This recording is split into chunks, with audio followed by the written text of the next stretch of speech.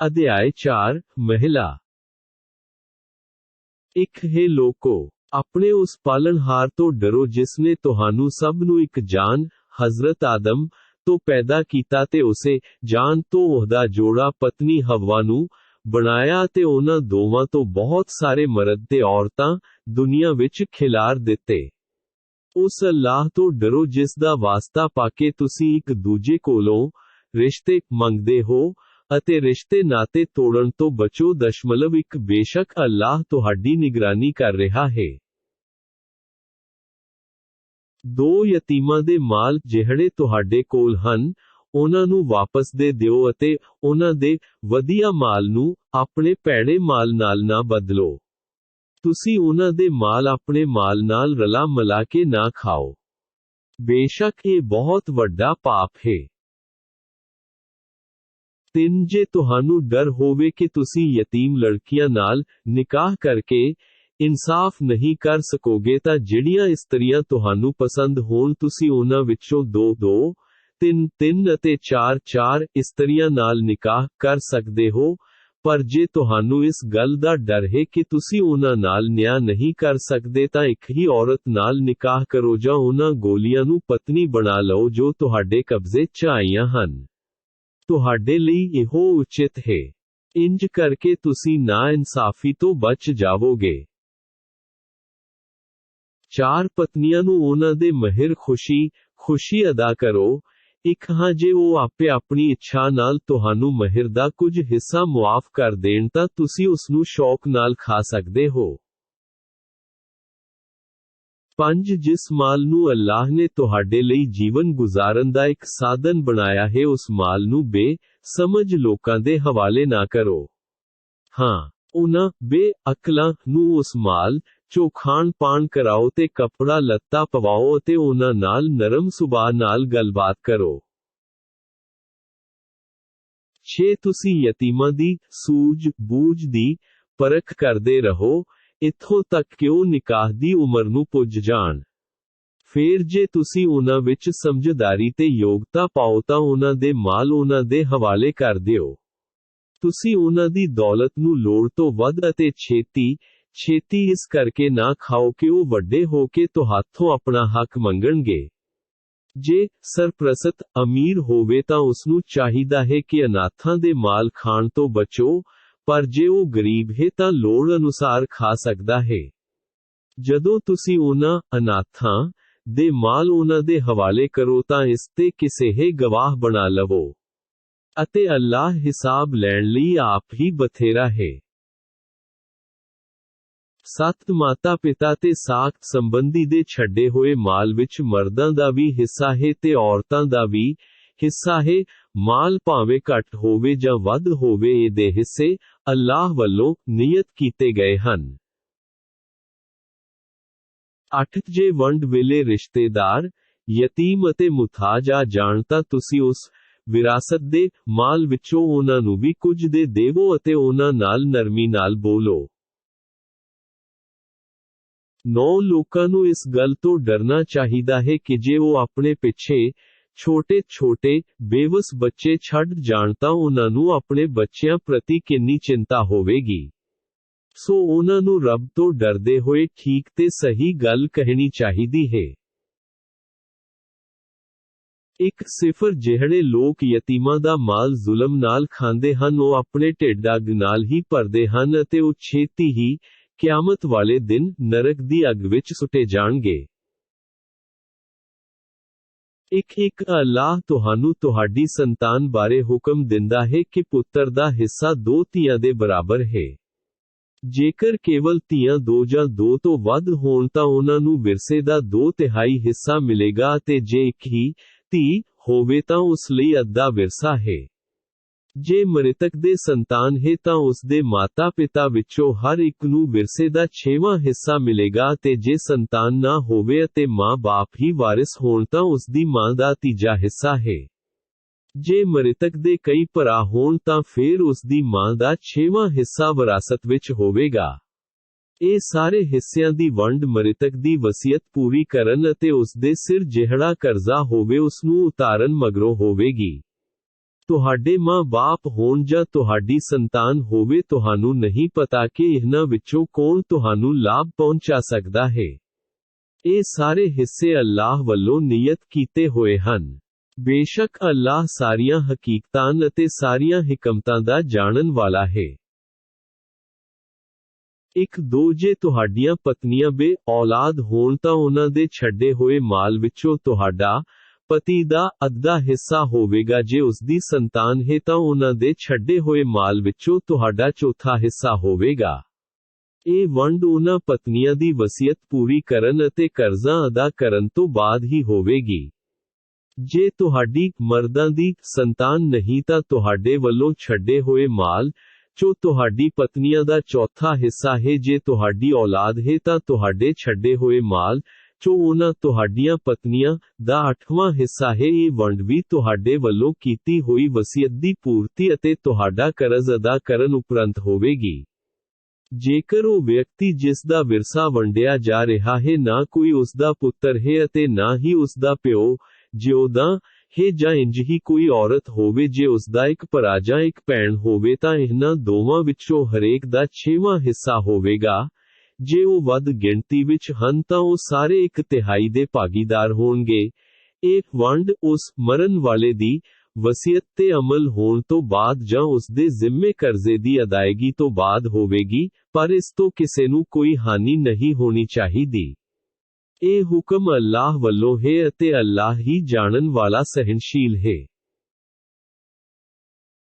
1-3 ਵਿਰਾਸਤ ਦੀਆਂ ਵੰਡਾਂ ਅੱਲਾਹ ਦੀਆਂ ਨਿਯਤ ਕੀਤੀਆਂ ਹੋਈਆਂ ਹਨ ਅਤੇ ਜਿਹੜਾ ਵਿਅਕਤੀ ਅੱਲਾਹ ਅਤੇ ਉਸ ਦੇ ਰਸੂਲ ਮੁਹੰਮਦ ਸੱਸਾ ਮੁਸਕਰਾਉਂਦਾ ਚਿਹਰਾ ਦੀ ਤਾਬੇਦਾਰੀ ਕਰੇਗਾ ਉਸ ਨੂੰ ਅੱਲਾਹ ਸਵਰਗਾਂ ਵਿੱਚ ਦਾਖਲ ਕਰੇਗਾ ਜਿਨ੍ਹਾਂ ਦੇ ਹੇਠ ਨਹਿਰਾਂ ਵਗਦੀਆਂ ਹਨ, ਜਿਨ੍ਹਾਂ ਵਿੱਚ ਉਹ ਆਗਿਆਕਾਰੀ ਲੋਕ ਸਦਾ ਰਹਿਣਗੇ ਅਤੇ ਇਹੋ ਵੱਡੀ ਕਾਮਯਾਬੀ ਹੈ। 1-4 ਜੋ ਵਿਅਕਤੀ ਅੱਲਾਹ ਅਤੇ ਉਸ ਦੇ ਰਸੂਲ ਦੀ ਨਾ ਫਰਮਾਨੀ ਕਰੇਗਾ ਅਤੇ ਉਸ ਅੱਲਾਹ ਦੀਆਂ ਹੱਦਾਂ ਦੀ ਉਲੰਘਣਾ ਕਰੇਗਾ, ਉਸ ਨਾ ਫਰਮਾਨ ਨੂੰ ਅੱਲਾਹ ਨਰਕ ਵਿੱਚ ਸੁੱਟ ਦੇਵੇਗਾ ਜਿੱਥੇ ਉਹ ਹਮੇਸ਼ਾ ਲਈ ਰਹਿਣਗੇ। ਅਜਿਹੇ ਲੋਕਾਂ ਲਈ ਹੀ ਜ਼ਲੀਲ ਕਰਨ ਵਾਲਾ ਅਜ਼ਾਬ ਹੈ। 1-5 ਅਤੇ ਤੁਹਾਡੀਆਂ ਇਸਤਰੀਆਂ ਪਤਨੀਆਂ ਵਿੱਚੋਂ ਜਿਹੜੀਆਂ ਬਦਕਾਰੀ ਵਾਲੇ ਕੰਮ ਜ਼ਨਾ ਕਰ ਬੈਠਣ ਉਹਨਾਂ ਉੱਤੇ ਆਪਣੇ ਵਿੱਚੋਂ ਹੀ 4 ਪੁਰਸ਼ਾਂ ਦੀ ਗਵਾਹੀ ਲਓ। ਜੇ ਇਹ ਚਾਰੋਂ ਗਵਾਹੀ ਦੇਣ ਤਾਂ ਉਹਨਾਂ ਔਰਤਾਂ ਨੂੰ ਘਰਾਂ ਵਿੱਚ ਬੰਦ ਕੈਦ ਕਰ ਦਿਓ, ਇੱਥੋਂ ਤੱਕ ਕਿ ਉਹਨਾਂ ਦੀ ਮੌਤ ਆ ਜਾਵੇ ਜਾਂ ਅੱਲਾਹ ਉਹਨਾਂ ਲਈ ਕੋਈ ਹੋਰ ਰਾਹ ਕੱਢ ਦੇਵੇ। 1-6 ਤੁਹਾਡੇ ਚੋਂ ਜਿਹੜੇ ਵੀ 2 ਪੁਰਸ਼ ਬਦਕਾਰੀ ਸਮਲਿੰਗਤਾ ਕਰਨ ਉਹਨਾਂ ਨੂੰ ਸਜ਼ਾ ਦਿਓ। ਜੇ ਉਹ ਤੌਬਾ ਕਰਕੇ ਆਪਣਾ ਸੁਧਾਰ ਕਰ ਲੈਣ ਤਾਂ ਉਹਨਾਂ ਨੂੰ ਮੁਆਫ ਕਰ ਦਿਓ। ਬੇਸ਼ੱਕ ਅੱਲਾਹ ਹੀ ਤੌਬਾ ਨੂੰ ਕਬੂਲ ਕਰਨ ਵਾਲਾ ਹੈ ਤੇ ਰਹਿਮ ਫਰਮਾਉਣ ਵਾਲਾ ਹੈ। 1-7 ਅੱਲਾਹ ਕੇਵਲ ਉਹਨਾਂ ਲੋਕਾਂ ਦੀ ਹੀ ਤੌਬਾ ਕਬੂਲ ਕਰਦਾ ਹੈ ਜਿਹੜੇ ਨਾਦਾਨੀ ਅਣਜਾਣਪੁਣੇ ਵਿੱਚ ਕੋਈ ਗੁਨਾਹ ਕਰ ਬੈਠਦੇ ਹਨ ਪਰ ਛੇਤੀ ਹੀ ਉਸ ਗੁਨਾਹ ਤੋਂ ਤੌਬਾ ਕਰ ਲੈਣ ਤਾਂ ਅੱਲਾਹ ਉਹਨਾਂ ਦੀ ਤੌਬਾ ਕਬੂਲ ਕਰਦਾ ਹੈ। ਅੱਲਾਹ ਸਭ ਦਿਲਾਂ ਦੀ ਜਾਣਕਾਰੀ ਰੱਖਣ ਵਾਲਾ ਹੈ ਅਤੇ ਹਿਕਮਤ ਵਾਲਾ ਹੈ। 1-8 ਉਹਨਾਂ ਲੋਕਾਂ ਦੀ ਤੌਬਾ ਕਬੂਲ ਨਹੀਂ ਹੁੰਦੀ ਜਿਹੜੇ ਭੈੜੇ ਕੰਮ ਕਰਦੇ ਰਹਿੰਦੇ ਹਨ ਇੱਥੋਂ ਤੀਕ ਕਿ ਜਦੋਂ ਉਹਨਾਂ ਵਿੱਚੋਂ ਕਿਸੇ ਦੀ ਮੌਤ ਦਾ ਵੇਲਾ ਆ ਪੁੱਜਦਾ ਹੈ ਉਸ ਸਮੇਂ ਆਖਦਾ ਹੈ ਕਿ ਹੁਣ ਮੈਂ ਤੌਬਾ ਕਰਦਾ ਹਾਂ। ਇਸੇ ਤਰ੍ਹਾਂ ਉਹਨਾਂ ਦੀ ਤੌਬਾ ਵੀ ਕਬੂਲ ਨਹੀਂ ਹੁੰਦੀ ਜਿਹੜੇ ਕਾਫਿਰ ਹੁੰਦੇ ਹੋਏ ਹੀ ਮਰ ਜਾਣ। ਇਹੋ ਉਹ ਲੋਕ ਹਨ ਜਿਨ੍ਹਾਂ ਲਈ ਅਸਾਂ ਦੁਖਦਾਈ ਅਜ਼ਾਬ ਤਿਆਰ ਕਰ ਛੱਡਿਆ ਹੈ। 1-9 ਹੈ ਈਮਾਨ ਵਾਲਿਓ, ਤੁਹਾਡੇ ਲਈ ਇਹ ਜਾਇਜ਼ ਨਹੀਂ ਕਿ ਤੁਸੀਂ ਜ਼ੋਰ ਜ਼ਬਰਦਸਤੀ ਵਿਧਵਾ ਇਸਤਰੀਆਂ ਦੇ ਵਾਰਸ ਬਣ ਬੈਠੋ।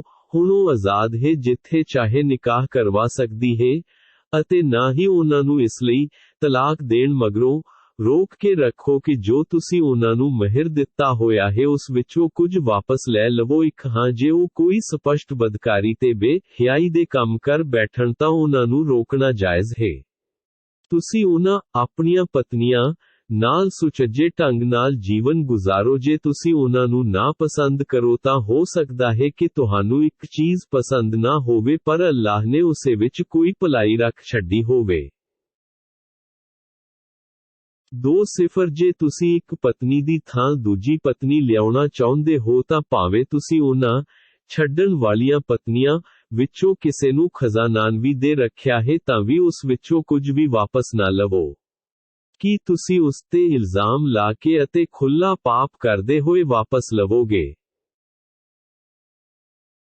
2-1 ਤੁਸੀਂ ਦਿੱਤੇ ਹੋਏ ਮਹਿਰ ਵਿੱਚੋਂ ਕਿੱਦਾਂ ਵਾਪਸ ਲਵੋਗੇ ਜਦੋਂ ਕਿ ਤੁਸੀਂ ਇੱਕ ਦੂਜੇ ਨਾਲ ਸਰੀਰਕ ਮਿਲਨ ਕਰ ਚੁੱਕੇ ਹੋ ਅਤੇ ਉਹ ਔਰਤਾਂ ਤੁਹਾਥੋਂ ਪੱਕਾ ਪ੍ਰਣ ਲੈ ਚੁੱਕੀਆਂ ਹਨ, ਭਾਵ ਨਿਕਾਹ ਕੀਤਾ ਹੈ। 2-2 ਉਹਨਾਂ ਇਸਤਰੀਆਂ ਨਾਲ ਨਿਕਾਹ ਨਾ ਕਰੋ ਜਿਨ੍ਹਾਂ ਔਰਤਾਂ ਨਾਲ ਤੁਹਾਡੇ ਪਿਓ ਨਿਕਾਹ ਕਰ ਚੱਕੇ ਹਨ ਪਰ ਜੋ ਪਹਿਲਾਂ ਹੋ ਚੁੱਕਾ ਸੋ ਹੋ ਚੁੱਕਾ। ਬੇਸ਼ੱਕ ਇਹ ਇੱਕ ਅਸ਼ਲੀਲ ਕੰਮ ਹੈ ਅਤੇ ਨਾਪਸੰਦੀਦਾ ਤੇ ਭੈੜਾ ਰਿਵਾਜ ਹੈ। 2-3 ਤੁਹਾਡੇ ਤੇ ਹਰਾਮ ਕੀਤੀਆਂ ਗਈਆਂ ਹਨ, ਭਾਵ ਜਿਨ੍ਹਾਂ ਨਾਲ ਤੁਸੀਂ ਨਿਕਾਹ ਨਹੀਂ ਕਰ ਸਕਦੇ, ਤੁਹਾਡੀਆਂ ਸਖੀਆਂ ਤੇ ਮਤੇਰੀਆਂ ਮਾਵਾਂ, ਤੁਹਾਡੀਆਂ ਧੀਆਂ ਪੋਤੀ ਤੇ ਦੋਹਤੀ ਸਮੇਤ ਭੈਣਾਂ, ਸਕੀ ਮਾਂ ਜਾਂ ਬਾਪ ਵੱਲੋਂ ਫੂਆ, ਮਾਸੀਆਂ, ਭਤੀਜੀਆਂ, ਭਾਣਜੀਆਂ, ਤੁਹਾਡੀਆਂ ਉਹ ਮਾਵਾਂ ਜਿਨ੍ਹਾਂ ਦਾ ਤੁਸੀਂ ਦੁੱਧ ਪੀਤਾ ਹੈ ਅਤੇ ਤੁਹਾਡੀਆਂ ਦੁੱਧ ਵਿੱਚ ਸਾਂਝੀਵਾਲ ਭੈਣਾਂ, ਤੁਹਾਡੀਆਂ ਸੱਸਾਂ ਅਤੇ ਤੁਹਾਡੀਆਂ ਪਤਨੀਆਂ ਦੀਆਂ ਧੀਆਂ, ਜਿਹੜੀਆਂ ਤੁਹਾਡੀ ਗੋਦੀ ਵਿੱਚ ਪਲੀਆਂ ਹਨ, ਉਹਨਾਂ ਔਰਤਾਂ ਦੀਆਂ ਧੀਆਂ ਜਿਨ੍ਹਾਂ ਨਾਲ ਤੁਸੀਂ ਪਤੀ ਪਤਨੀ ਵਾਲਾ ਮੇਲ ਮਿਲਾਪ ਕਰ ਚੁੱਕੇ ਹੋ, ਪਰ ਜੇ ਤੁਸੀਂ ਉਹਨਾਂ ਨਾਲ ਪਤੀ ਪਤਨੀ ਵਾਂਗ ਮਿਲਾਪ ਨਹੀਂ ਸੀ ਕੀਤਾ, ਕੇਵਲ ਨਿਕਾਹ ਹੀ ਹੋਇਆ ਹੈ, ਤਾਂ ਫੇਰ ਤੁਹਾਡੇ ਤੇ ਕੋਈ ਦੋਸ਼ ਨਹੀਂ, ਤੁਹਾਡੇ ਲਈ ਜਾਇਜ਼ ਹੈ, ਤੁਸੀਂ ਨਿਕਾਹ ਕਰ ਸਕਦੇ ਹੋ ਅਤੇ ਤੁਹਾਡੇ ਵੀਰਜ ਤੋਂ ਪੈਦਾ ਹੋਏ ਪੁੱਤਰਾਂ ਦੀਆਂ ਪਤਨੀਆਂ ਅਤੇ 2 ਸਕੀਆਂ ਭੈਣਾਂ ਨੂੰ ਇੱਕੋ ਵੇਲੇ ਇਕੱਠਾ ਰੱਖਣਾ ਵੀ ਹਰਾਮ ਹੈ। ਹਾਂ, ਜੋ ਵੀ ਇਹਨਾਂ ਹੁਕਮਾਂ ਤੋਂ ਪਹਿਲਾਂ ਹੋ ਚੁੱਕਿਆ ਸੋ ਹੋ ਚੁੱਕਿਆ। ਅੱਲਾਹ ਬਖਸ਼ਣਹਾਰ ਤੇ ਰਹਿਮ ਫਰਮਾਉਣ ਵਾਲਾ ਹੈ। 2-4 ਤੁਹਾਡੇ ਲਈ ਵਿਵਾਹਿਤ ਔਰਤਾਂ ਵੀ ਹਰਾਮ ਹਨ, ਪਰੰਤੂ ਜਿਹੜੀਆਂ ਔਰਤਾਂ ਜੰਗ ਵਿੱਚ ਤੁਹਾਡੇ ਕਬਜ਼ੇ ਵਿੱਚ ਆ ਜਾਣ ਉਹ ਜਾਇਜ਼ ਹਨ। ਅੱਲਾਹ ਨੇ ਇਹਨਾਂ ਹਿਦਾਇਤਾਂ ਨੂੰ ਤੁਹਾਡੇ ਲਈ ਲਿਖ ਛੱਡਿਆ ਹੈ। ਇਹਨਾਂ ਇਸਤਰੀਆਂ ਤੋਂ ਛੁੱਟ ਬਾਕੀ ਸਾਰੀਆਂ ਔਰਤਾਂ ਤੁਹਾਡੇ ਲਈ ਹਲਾਲ, ਜਾਇਜ਼ ਹਨ। ਤੁਸੀਂ ਆਪਣੇ ਮਾਲ ਮਹਿਰ ਦੇ ਕੇ ਉਹਨਾਂ ਨਾਲ ਨਿਕਾਹ ਕਰ ਸਕਦੇ ਹੋ। ਤੁਹਾਡਾ ਇਰਾਦਾ ਬਦਕਾਰੀ ਲਈ ਨਹੀਂ ਹੋਣਾ ਚਾਹੀਦਾ।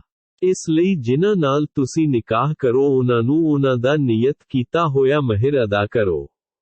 ਮਹਿਰ ਨਿਯਤ ਹੋਣ ਤੋਂ ਮਗਰੋਂ ਜੇਕਰ ਆਪਸੀ ਰਜ਼ਾਮੰਦੀ ਨਾਲ ਇਸ ਵਿੱਚ ਘੱਟ ਜਾਂ ਵੱਧ ਨਿਯਤ ਕਰ ਲਵੋ ਤਾਂ ਤੁਹਾਡੇ ਤੇ ਕੋਈ ਦੋਸ਼ ਨਹੀਂ। ਬੇਸ਼ੱਕ ਅੱਲਾਹ ਜਾਣਨ ਵਾਲਾ, ਸਿਆਣਾ ਤੇ ਦਾਨਾ ਹੈ।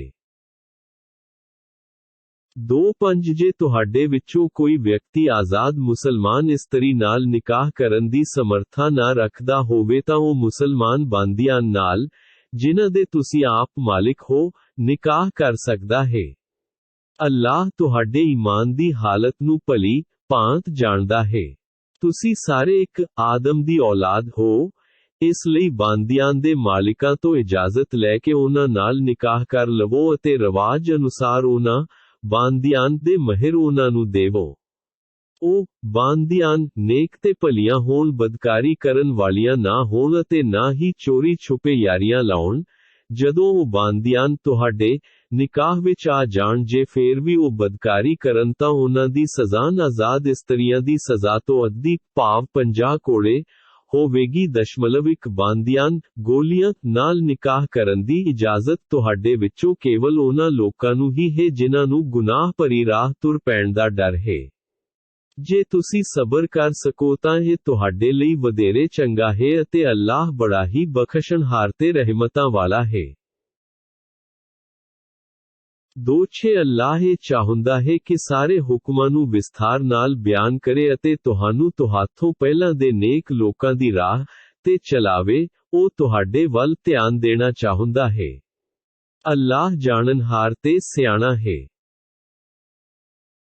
2-7 ਅੱਲਾਹ ਚਾਹੁੰਦਾ ਹੈ ਕਿ ਤੁਹਾਡੀ ਤੌਬਾ ਨੂੰ ਕਬੂਲ ਕਰੇ, ਪਰੰਤੂ ਜਿਹੜੇ ਲੋਕੀ ਆਪਣੀਆਂ ਇੱਛਾਵਾਂ ਦੇ ਪਿੱਛੇ ਲੱਗੇ ਹੋਏ ਹਨ ਉਹ ਚਾਹੁੰਦੇ ਹਨ ਕਿ ਤੁਸੀਂ ਹੱਕ ਤੋਂ ਦੂਰ ਹੋ ਜਾਓ।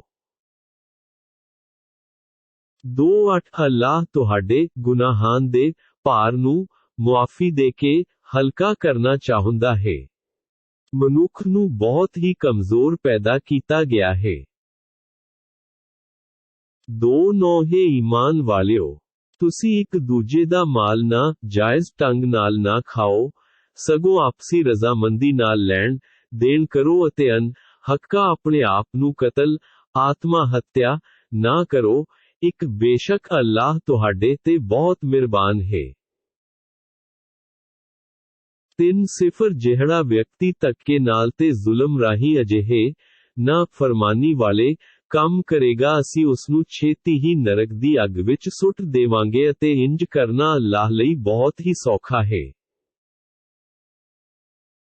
3 ਜੇਕਰ ਤੁਸੀਂ ਉਹਨਾਂ ਵੱਡੇ ਗੁਨਾਹਾਂ ਤੋਂ ਬਚਦੇ ਰਹੋਗੇ ਜਿਨ੍ਹਾਂ ਤੋਂ ਤੁਹਾਨੂੰ ਰੋਕਿਆ ਗਿਆ ਹੈ ਤਾਂ ਅਸੀਂ ਤੁਹਾਡੇ ਛੋਟੇ ਗੁਨਾਹਾਂ ਨੂੰ ਤੁਹਾਥੋਂ ਦੂਰ ਕਰ ਦੇਵਾਂਗੇ ਅਤੇ ਤੁਹਾਨੂੰ ਇੱਜ਼ਤ ਮਾਨ ਵਾਲੀ ਥਾਂ ਸਵਰਗ ਵਿੱਚ ਦਾਖਲ ਕਰਾਂਗੇ।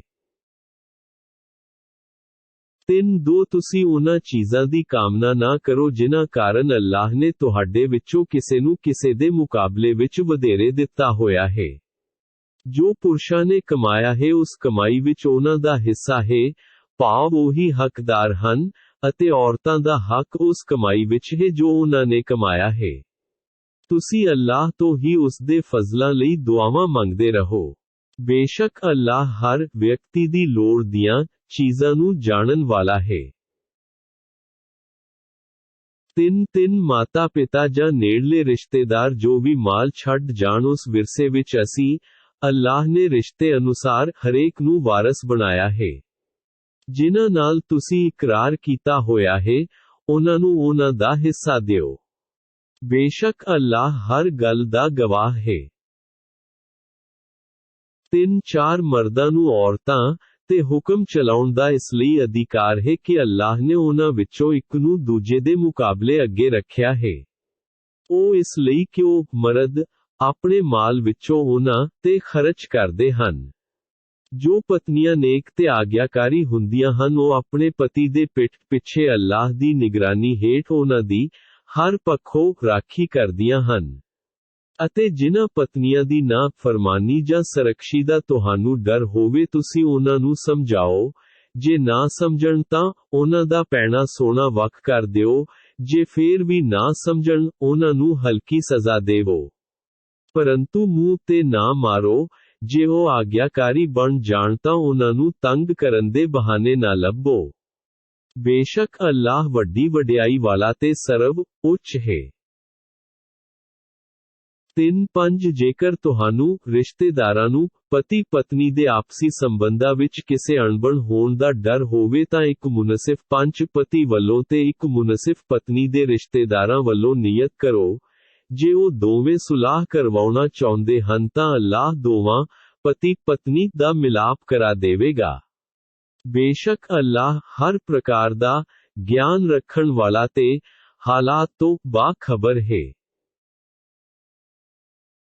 3 ਤੁਸੀਂ ਸਾਰੇ ਅੱਲਾਹ ਦੀ ਇਬਾਦਤ ਕਰੋ ਅਤੇ ਉਸ ਦੇ ਨਾਲ ਕਿਸੇ ਹੋਰ ਨੂੰ ਸ਼ਰੀਕ ਨਾ ਬਣਾਓ। ਮਾਂ ਬਾਪ ਨਾਲ ਨੇਕੀ ਵਾਲਾ ਵਰਤਾਓ ਕਰੋ।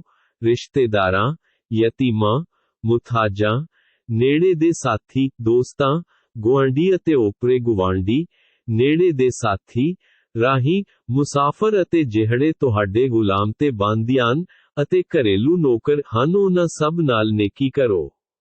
ਬੇਸ਼ੱਕ ਅੱਲਾਹ ਸੇਖੀ ਖੋਰ ਅਤੇ ਘਮੰਡੀ ਨੂੰ ਪਸੰਦ ਨਹੀਂ ਕਰਦਾ। 3 ਉਹ ਲੋਕ ਵੀ ਅੱਲਾਹ ਨੂੰ ਨਹੀਂ ਪਾਉਂਦੇ ਜਿਹੜੇ ਲੋਕ ਆਪ ਵੀ ਕੰਜੂਸੀ ਕਰਦੇ ਹਨ ਤੇ ਦੂਜਿਆਂ ਨੂੰ ਵੀ ਕੰਜੂਸੀ ਕਰਨ ਲਈ ਆਖਦੇ ਹਨ। ਜੋ ਕੁਝ ਅੱਲਾਹ ਨੇ ਉਹਨਾਂ ਨੂੰ ਆਪਣੇ ਫਜ਼ਲਾਂ, ਮਾਲ ਦੌਲਤ ਨਾਲ ਨਵਾਜ਼ਿਆ ਹੋਇਆ ਹੈ ਉਸ ਨੂੰ ਲਕੋ ਲੈਂਦੇ ਹਨ। ਅਸੀਂ ਉਹਨਾਂ ਕਾਫਿਰਾਂ ਨਾ ਸ਼ੁਕਰੇ ਲਈ ਜ਼ਲੀਲ ਕਰਨ ਵਾਲਾ ਅਜ਼ਾਬ ਤਿਆਰ ਕਰ ਰੱਖਿਆ ਹੈ। 1 3 ਉਹ ਲੋਕ ਵੀ ਅੱਲਾਹ ਨੂੰ ਨਾ ਪਸੰਦ ਹਨ ਜਿਹੜੇ ਲੋਕ ਆਪਣਾ ਮਾਲ ਲੋਕ ਵਿਖਾਵੇ ਲਈ ਖਰਚ ਕਰਦੇ ਹਨ ਅਤੇ ਉਹ ਅੱਲਾਹ ਅਤੇ ਕਿਆਮਤ ਵਾਲੇ ਦਿਨ ਉੱਤੇ ਈਮਾਨ ਨਹੀਂ ਰੱਖਦੇ। ਉਹਨਾਂ ਦਾ ਸਾਥੀ ਸ਼ੈਤਾਨ ਹੈ ਅਤੇ ਇਹ ਸਭ ਤੋਂ ਭੈੜਾ ਸਾਥੀ ਹੈ। 3 ਭਲਾ ਉਹਨਾਂ ਲੋਕਾਂ ਦਾ ਕੀ ਵਿਗੜ ਜਾਂਦਾ ਜੇ ਉਹ ਅੱਲਾਹ ਅਤੇ ਕਿਆਮਤ ਦੇ ਦਿਨ ਉੱਤੇ ਈਮਾਨ ਲੈ ਆਉਂਦੇ। ਅਤੇ ਜੋ ਮਾਲ ਅੱਲਾਹ ਨੇ ਉਹਨਾਂ ਨੂੰ ਦਿੱਤਾ ਹੈ, ਉਸ ਵਿੱਚੋਂ ਖਰਚ ਕਰਦੇ। ਅੱਲਾਹ ਉਹਨਾਂ ਲੋਕਾਂ ਨੂੰ ਚੰਗੀ ਤਰ੍ਹਾਂ ਜਾਣਦਾ ਹੈ। 4 ਬੇਸ਼ੱਕ ਅੱਲਾਹ ਕਿਸੇ ਤੇ ਵੀ ਭੋਰਾ ਪਰ ਜ਼ੁਲਮ ਨਹੀਂ ਕਰਦਾ। 2 ਅਤੇ ਜੇ ਕਿਸੇ ਨੇ ਕੋਈ ਇੱਕ ਨੇਕੀ ਕੀਤੀ ਹੋਵੇ ਤਾਂ ਉਸਨੂੰ ਦੂਣਾ ਕਰ ਦਿੰਦਾ ਹੈ ਅਤੇ ਆਪਣੇ ਵੱਲੋਂ ਵਿਸ਼ੇਸ਼ ਬਦਲਾ ਪ੍ਰਦਾਨ ਕਰਦਾ ਹੈ। 41 ਗੁਣਾ ਉਸ ਸਮੇਂ ਉਹਨਾਂ ਕਾਫਿਰਾਂ ਦਾ ਹਾਲ ਕੀ ਹੋਵੇਗਾ ਜਦੋਂ ਹਰੇਕ ਉਮਤ ਵਿੱਚੋਂ ਇੱਕ ਗਵਾਹ ਲਿਆਵਾਂਗੇ ਅਤੇ ਇਸ ਉਮਤ ਉੱਤੇ ਤੁਹਾਨੂੰ ਮੁਹੰਮਦ ਸੱਸਾ ਮੁਸਕਰਾਉਂਦਾ ਚਿਹਰਾ ਨੂੰ ਗਵਾਹ ਬਣਾਵਾਂਗੇ।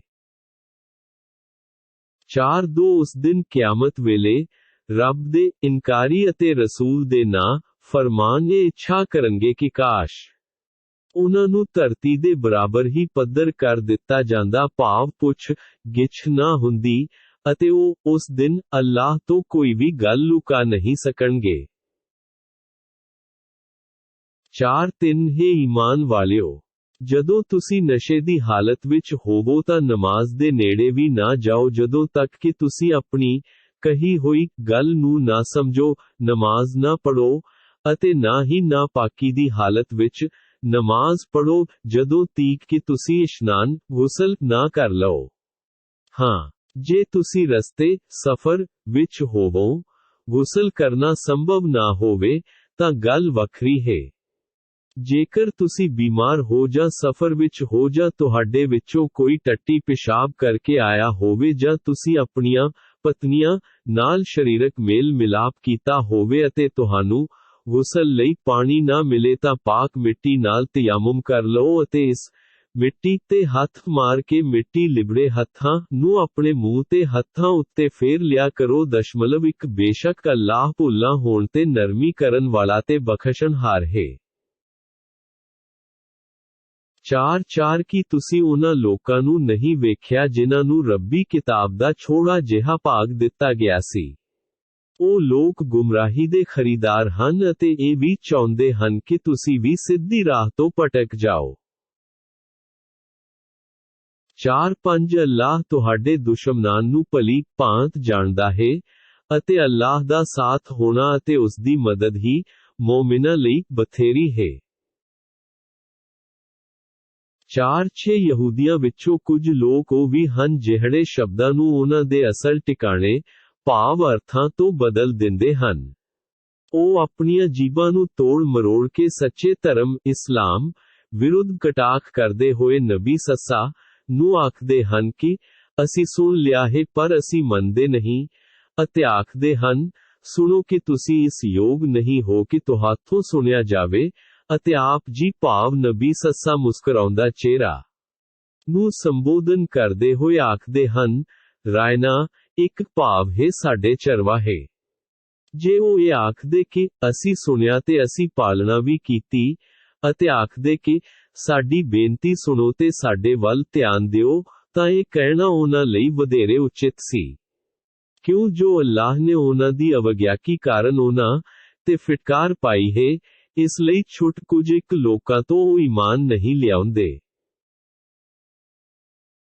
4 ਹੈ ਅਹਿਲੇ ਕਿਤਾਬ, ਜੋ ਵੀ ਅਸੀਂ ਕੁਰਾਨ ਨਾਜ਼ਿਲ ਕੀਤਾ ਹੈ ਉਸ ਤੇ ਈਮਾਨ ਲਿਆਓ, ਉਸ ਦੀ ਵੀ ਪੁਸ਼ਟੀ ਕਰਦਾ ਹੈ ਜੋ ਤੁਹਾਡੇ ਕੋਲ ਮੌਜੂਦ ਹੈ। ਤੁਸੀਂ ਇਸ ਕੁਰਾਨ ਤੇ ਈਮਾਨ ਲੈ ਆਓ। 2 ਇਸ ਤੋਂ ਪਹਿਲਾਂ ਕਿ ਅਸੀਂ ਅੱਲਾਹ ਤੁਹਾਡੇ ਚਿਹਰੇ ਵਿਗਾੜ ਦਈਏ ਅਤੇ ਉਹਨਾਂ ਉਲਟ ਪੁੱਠਾ ਕੌਮਾਂ ਪੇ ਬਰਾਬਰ ਠਾਨ ਵਾਵਾ ਬਰਾਬਰ ਲੱਲਾ ਫੇਰ ਦਈਏ ਜਾਂ ਇਹਨਾਂ ਤੇ ਇੰਜ ਲਾਨਤਾਂ ਭੇਜੀਏ ਜਿਵੇਂ ਕਿ ਅਸੀਂ ਸਬਤ ਵਾਲਿਆਂ ਤੇ ਲਾਨਤਾਂ ਭੇਜੀਆਂ ਸਨ। ਯਾਦ ਰਾਰਾ ਬਰਾਬਰ ਖੋ ਕੇ ਅੱਲਾਹ ਦਾ ਹੁਕਮ ਅਟਲ ਹੁੰਦਾ ਰੁਪੇ। 4 ਬੇਸ਼ੱਕ ਅੱਲਾਹ ਸ਼ਿਰਕ ਰੱਬ ਨਾਲ ਸਾਂਝੀ ਕਰਨ ਵਾਲਿਆਂ ਨੂੰ ਕਦੇ ਨਹੀਂ ਬਖਸ਼ਦਾ, ਇਸ ਗੁਨਾਹ ਤੋਂ ਛੁੱਟ ਜਿਸ ਨੂੰ ਵੀ ਚਾਹੁੰਦਾ ਹੈ ਬਖਸ਼ ਦਿੰਦਾ ਹੈ। ਜਿਸ ਨੇ ਵੀ ਅੱਲਾਹ ਦੇ ਨਾਲ ਕਿਸੇ ਹੋਰ ਨੂੰ ਸ਼ਰੀਕ ਬਣਾਇਆ ਉਸਨੇ ਬਹੁਤ ਹੀ ਵੱਡਾ ਝੂਠ ਕਢਿਆ ਤੇ ਬਹੁਤ ਵੱਡਾ ਗੁਨਾਹ ਕੀਤਾ। 1 4 ਹੈ ਨਬੀ, ਕੀ ਤੁਸੀਂ ਉਸ ਨੂੰ ਨਹੀਂ ਵੇਖਿਆ ਜਿਹੜਾ ਆਪਣੀ ਪਵਿੱਤਰਤਾ ਦੀ ਆਪ ਹੀ ਪ੍ਰਸ਼ੰਸਾ ਕਰਦਾ ਹੈ, ਜਦ ਕਿ ਅੱਲਾਹ ਜਿਸ ਨੂੰ ਚਾਹੁੰਦਾ ਹੈ ਉਸ ਵਿਅਕਤੀ ਦੇ ਮਨ ਨੂੰ ਪਵਿੱਤਰ ਕਰਦਾ ਹੈ। ਕਿਆਮਤ ਦਿਹਾੜੇ ਕਿਸੇ ਤੇ ਵੀ ਰਤਾ ਜ਼ੁਲਮ ਨਹੀਂ ਕੀਤਾ ਜਾਵੇਗਾ। 5 ਵੇਖੋ ਤਾਂ ਸਹੀ ਇਹ ਯਹੂਦੀ ਲੋਕ ਅੱਲਾਹ ਉੱਤੇ ਕਿਵੇਂ ਝੂਠੀਆਂ ਗੱਲਾਂ ਮੜ ਰਹੇ ਹਨ। ਇਹਨਾਂ ਦੀਆਂ ਇਹੋ ਹਰਕਤਾਂ ਸਪਸ਼ਟ ਰੂਪ ਵਿੱਚ ਉਹਨਾਂ ਨੂੰ ਪਾਪੀ ਸਿੱਧ ਕਰਨ ਲਈ ਬਥੇਰੀਆਂ ਹਨ। 5 ਕੀ ਤੁਸੀਂ ਉਹਨਾਂ ਯਹੂਦੀਆਂ ਨੂੰ ਨਹੀਂ ਵੇਖਿਆ ਜਿਨ੍ਹਾਂ ਨੂੰ ਕਿਤਾਬ ਦੇ ਗਿਆਨ ਦਾ ਕੁਝ ਹਿੱਸਾ ਦਿੱਤਾ ਗਿਆ ਸੀ। ਹੁਣ ਉਹਨਾਂ ਦਾ ਇਹ ਹਾਲ ਹੈ ਕਿ ਉਹ ਲੋਕ ਬੁਤਾਨ ਅਤੇ ਤਾਗੂਤ ਸ਼ੈਤਾਨਾਂ ਉੱਤੇ ਭਰੋਸਾ ਰੱਖਦੇ ਹਨ ਅਤੇ ਕਾਫਿਰਾਂ ਬਾਰੇ ਆਖਦੇ ਹਨ ਕਿ ਇਹ ਲੋਕ ਤਾਂ ਈਮਾਨ ਵਾਲਿਆਂ ਤੋਂ ਕੀਤੇ ਵੱਧ ਸਿੱਧੇ ਰਸਤੇ ਉੱਤੇ ਹਨ। 5 ਇਹੋ ਉਹ ਲੋਕ ਹਨ ਜਿਨ੍ਹਾਂ ਨੂੰ ਅੱਲਾਹ ਨੇ ਫਿਟਕਾਰਿਆ ਹੈ ਅਤੇ ਜਿਸ ਕਿਸੇ ਨੂੰ ਅੱਲਾਹ ਹੀ ਫਿਟਕਾਰ ਦੇਵੇ ਫਿਰ ਤੁਸੀਂ ਉਸ ਦਾ ਕੋਈ ਵੀ ਸਹਾਈ ਨਹੀਂ ਵੇਖੋਗੇ। 5 ਕੀ ਰਾਜ ਸੱਤਾ ਵਿੱਚ ਉਹਨਾਂ ਦੇ ਝੂਠੇ ਇਸ਼ਟਾਨ ਦਾ ਕੋਈ ਹਿੱਸਾ ਹੈ। ਜੇ ਇੰਜ ਹੁੰਦਾ ਤਾਂ ਇਹ ਕਿਸੇ ਨੂੰ ਇੱਕ ਕਾਣੀ ਕੋਡੀ ਵੀ ਨਾ ਦਿੰਦੇ। 5 ਕੀ ਇਹ ਲੋਕਾਂ ਤੋਂ ਇਸ ਲਈ ਈਰਖਾ ਰੱਖਦੇ ਹਨ ਕਿ ਅੱਲਾਹ ਨੇ ਆਪਣੇ ਫਜ਼ਲਾਂ ਨਾਲ ਉਹਨਾਂ ਨੂੰ ਨਿਵਾਜ਼ਿਆ ਹੋਇਆ ਹੈ। ਸੋ ਅਸੀਂ ਤਾਂ ਇਬਰਾਹੀਮ ਦੀ ਸੰਤਾਨ ਨੂੰ ਕਿਤਾਬ ਤੌਰੈਤ ਇੰਜੀਲ ਦਿੱਤੀ ਤੇ ਸੂਝ ਬੂਝ ਪ੍ਰਦਾਨ ਕੀਤੀ ਅਤੇ ਬਹੁਤ ਵੱਡਾ ਰਾਜ ਪਾਟ ਵੀ ਬਖਸ਼ਿਆ ਸੀ। 5 ਫਿਰ ਉਹਨਾਂ ਵਿੱਚੋਂ ਕੁਝ ਲੋਕਾਂ ਨੇ ਤਾਂ ਕਿਤਾਬ ਦੇ ਹੁਕਮਾਂ ਨੂੰ ਮੰਨਿਆ ਅਤੇ ਕੁਝ ਕਹਿਣਾ ਮੰਨਣ ਤੋਂ ਰੁਕ ਗਏ। ਉਹਨਾਂ ਲਈ ਨਰਕ ਦੀ ਭੜਕਦੀ ਹੋਈ ਅੱਗ ਹੀ ਬਥੇਰੀ ਹੈ। 5 ਜਿਨ੍ਹਾਂ ਲੋਕਾਂ ਨੇ ਸਾਡੀਆਂ ਰੱਬ ਦੀਆਂ ਆਇਤਾਂ ਆਦੇਸ਼ਾਂ ਦਾ ਇਨਕਾਰ ਕੀਤਾ ਉਹਨਾਂ ਨੂੰ ਛੇਤੀ ਹੀ ਅਸੀਂ ਨਰਕ ਦੀ ਅੱਗ ਵਿੱਚ ਸੁੱਟਾਂਗੇ। ਜਦੋਂ ਅੱਗ ਵਿੱਚ ਉਹਨਾਂ ਦੇ ਸਰੀਰ ਦੀਆਂ ਚਮੜੀਆਂ ਸੜ ਜਾਣਗੀਆਂ ਤਾਂ ਅਸੀਂ ਉਹਨਾਂ ਦੀ ਚਮੜੀ ਨੂੰ ਦੂਜੀ ਚਮੜੀ ਨਾਲ ਬਦਲ ਦੇਵਾਂਗੇ ਤਾਂ ਜੋ ਉਹ ਅਜ਼ਾਬ ਦਾ ਸਵਾਦ ਲੈਂਦੇ ਰਹਿਣ। ਬੇਸ਼ੱਕ ਅੱਲਾਹ ਢਾਡੀ ਸਮਰੱਥਾ ਰੱਖਦਾ ਹੈ ਅਤੇ ਹਿਕਮਤ ਵਾਲਾ ਹੈ। 5 ਅਤੇ ਜਿਹੜੇ ਲੋਕ ਈਮਾਨ ਲਿਆਏ ਅਤੇ ਉਹਨਾਂ ਨੇ ਨੇਕ ਤੇ ਭਲੇ ਕੰਮ ਵੀ ਕੀਤੇ ਅਸਾਂ ਉਹਨਾਂ ਨੂੰ ਛੇਤੀ ਹੀ ਉਹਨਾਂ ਸਵਰਗਾਂ ਵਿੱਚ ਲੈ ਜਾਵਾਂਗੇ ਜਿਨ੍ਹਾਂ ਦੇ ਹੇਠ ਨਹਿਰਾਂ ਵਗਦੀਆਂ ਹਨ ਜਿੱਥੇ ਉਹ ਸਦਾ ਲਈ ਰਹਿਣਗੇ।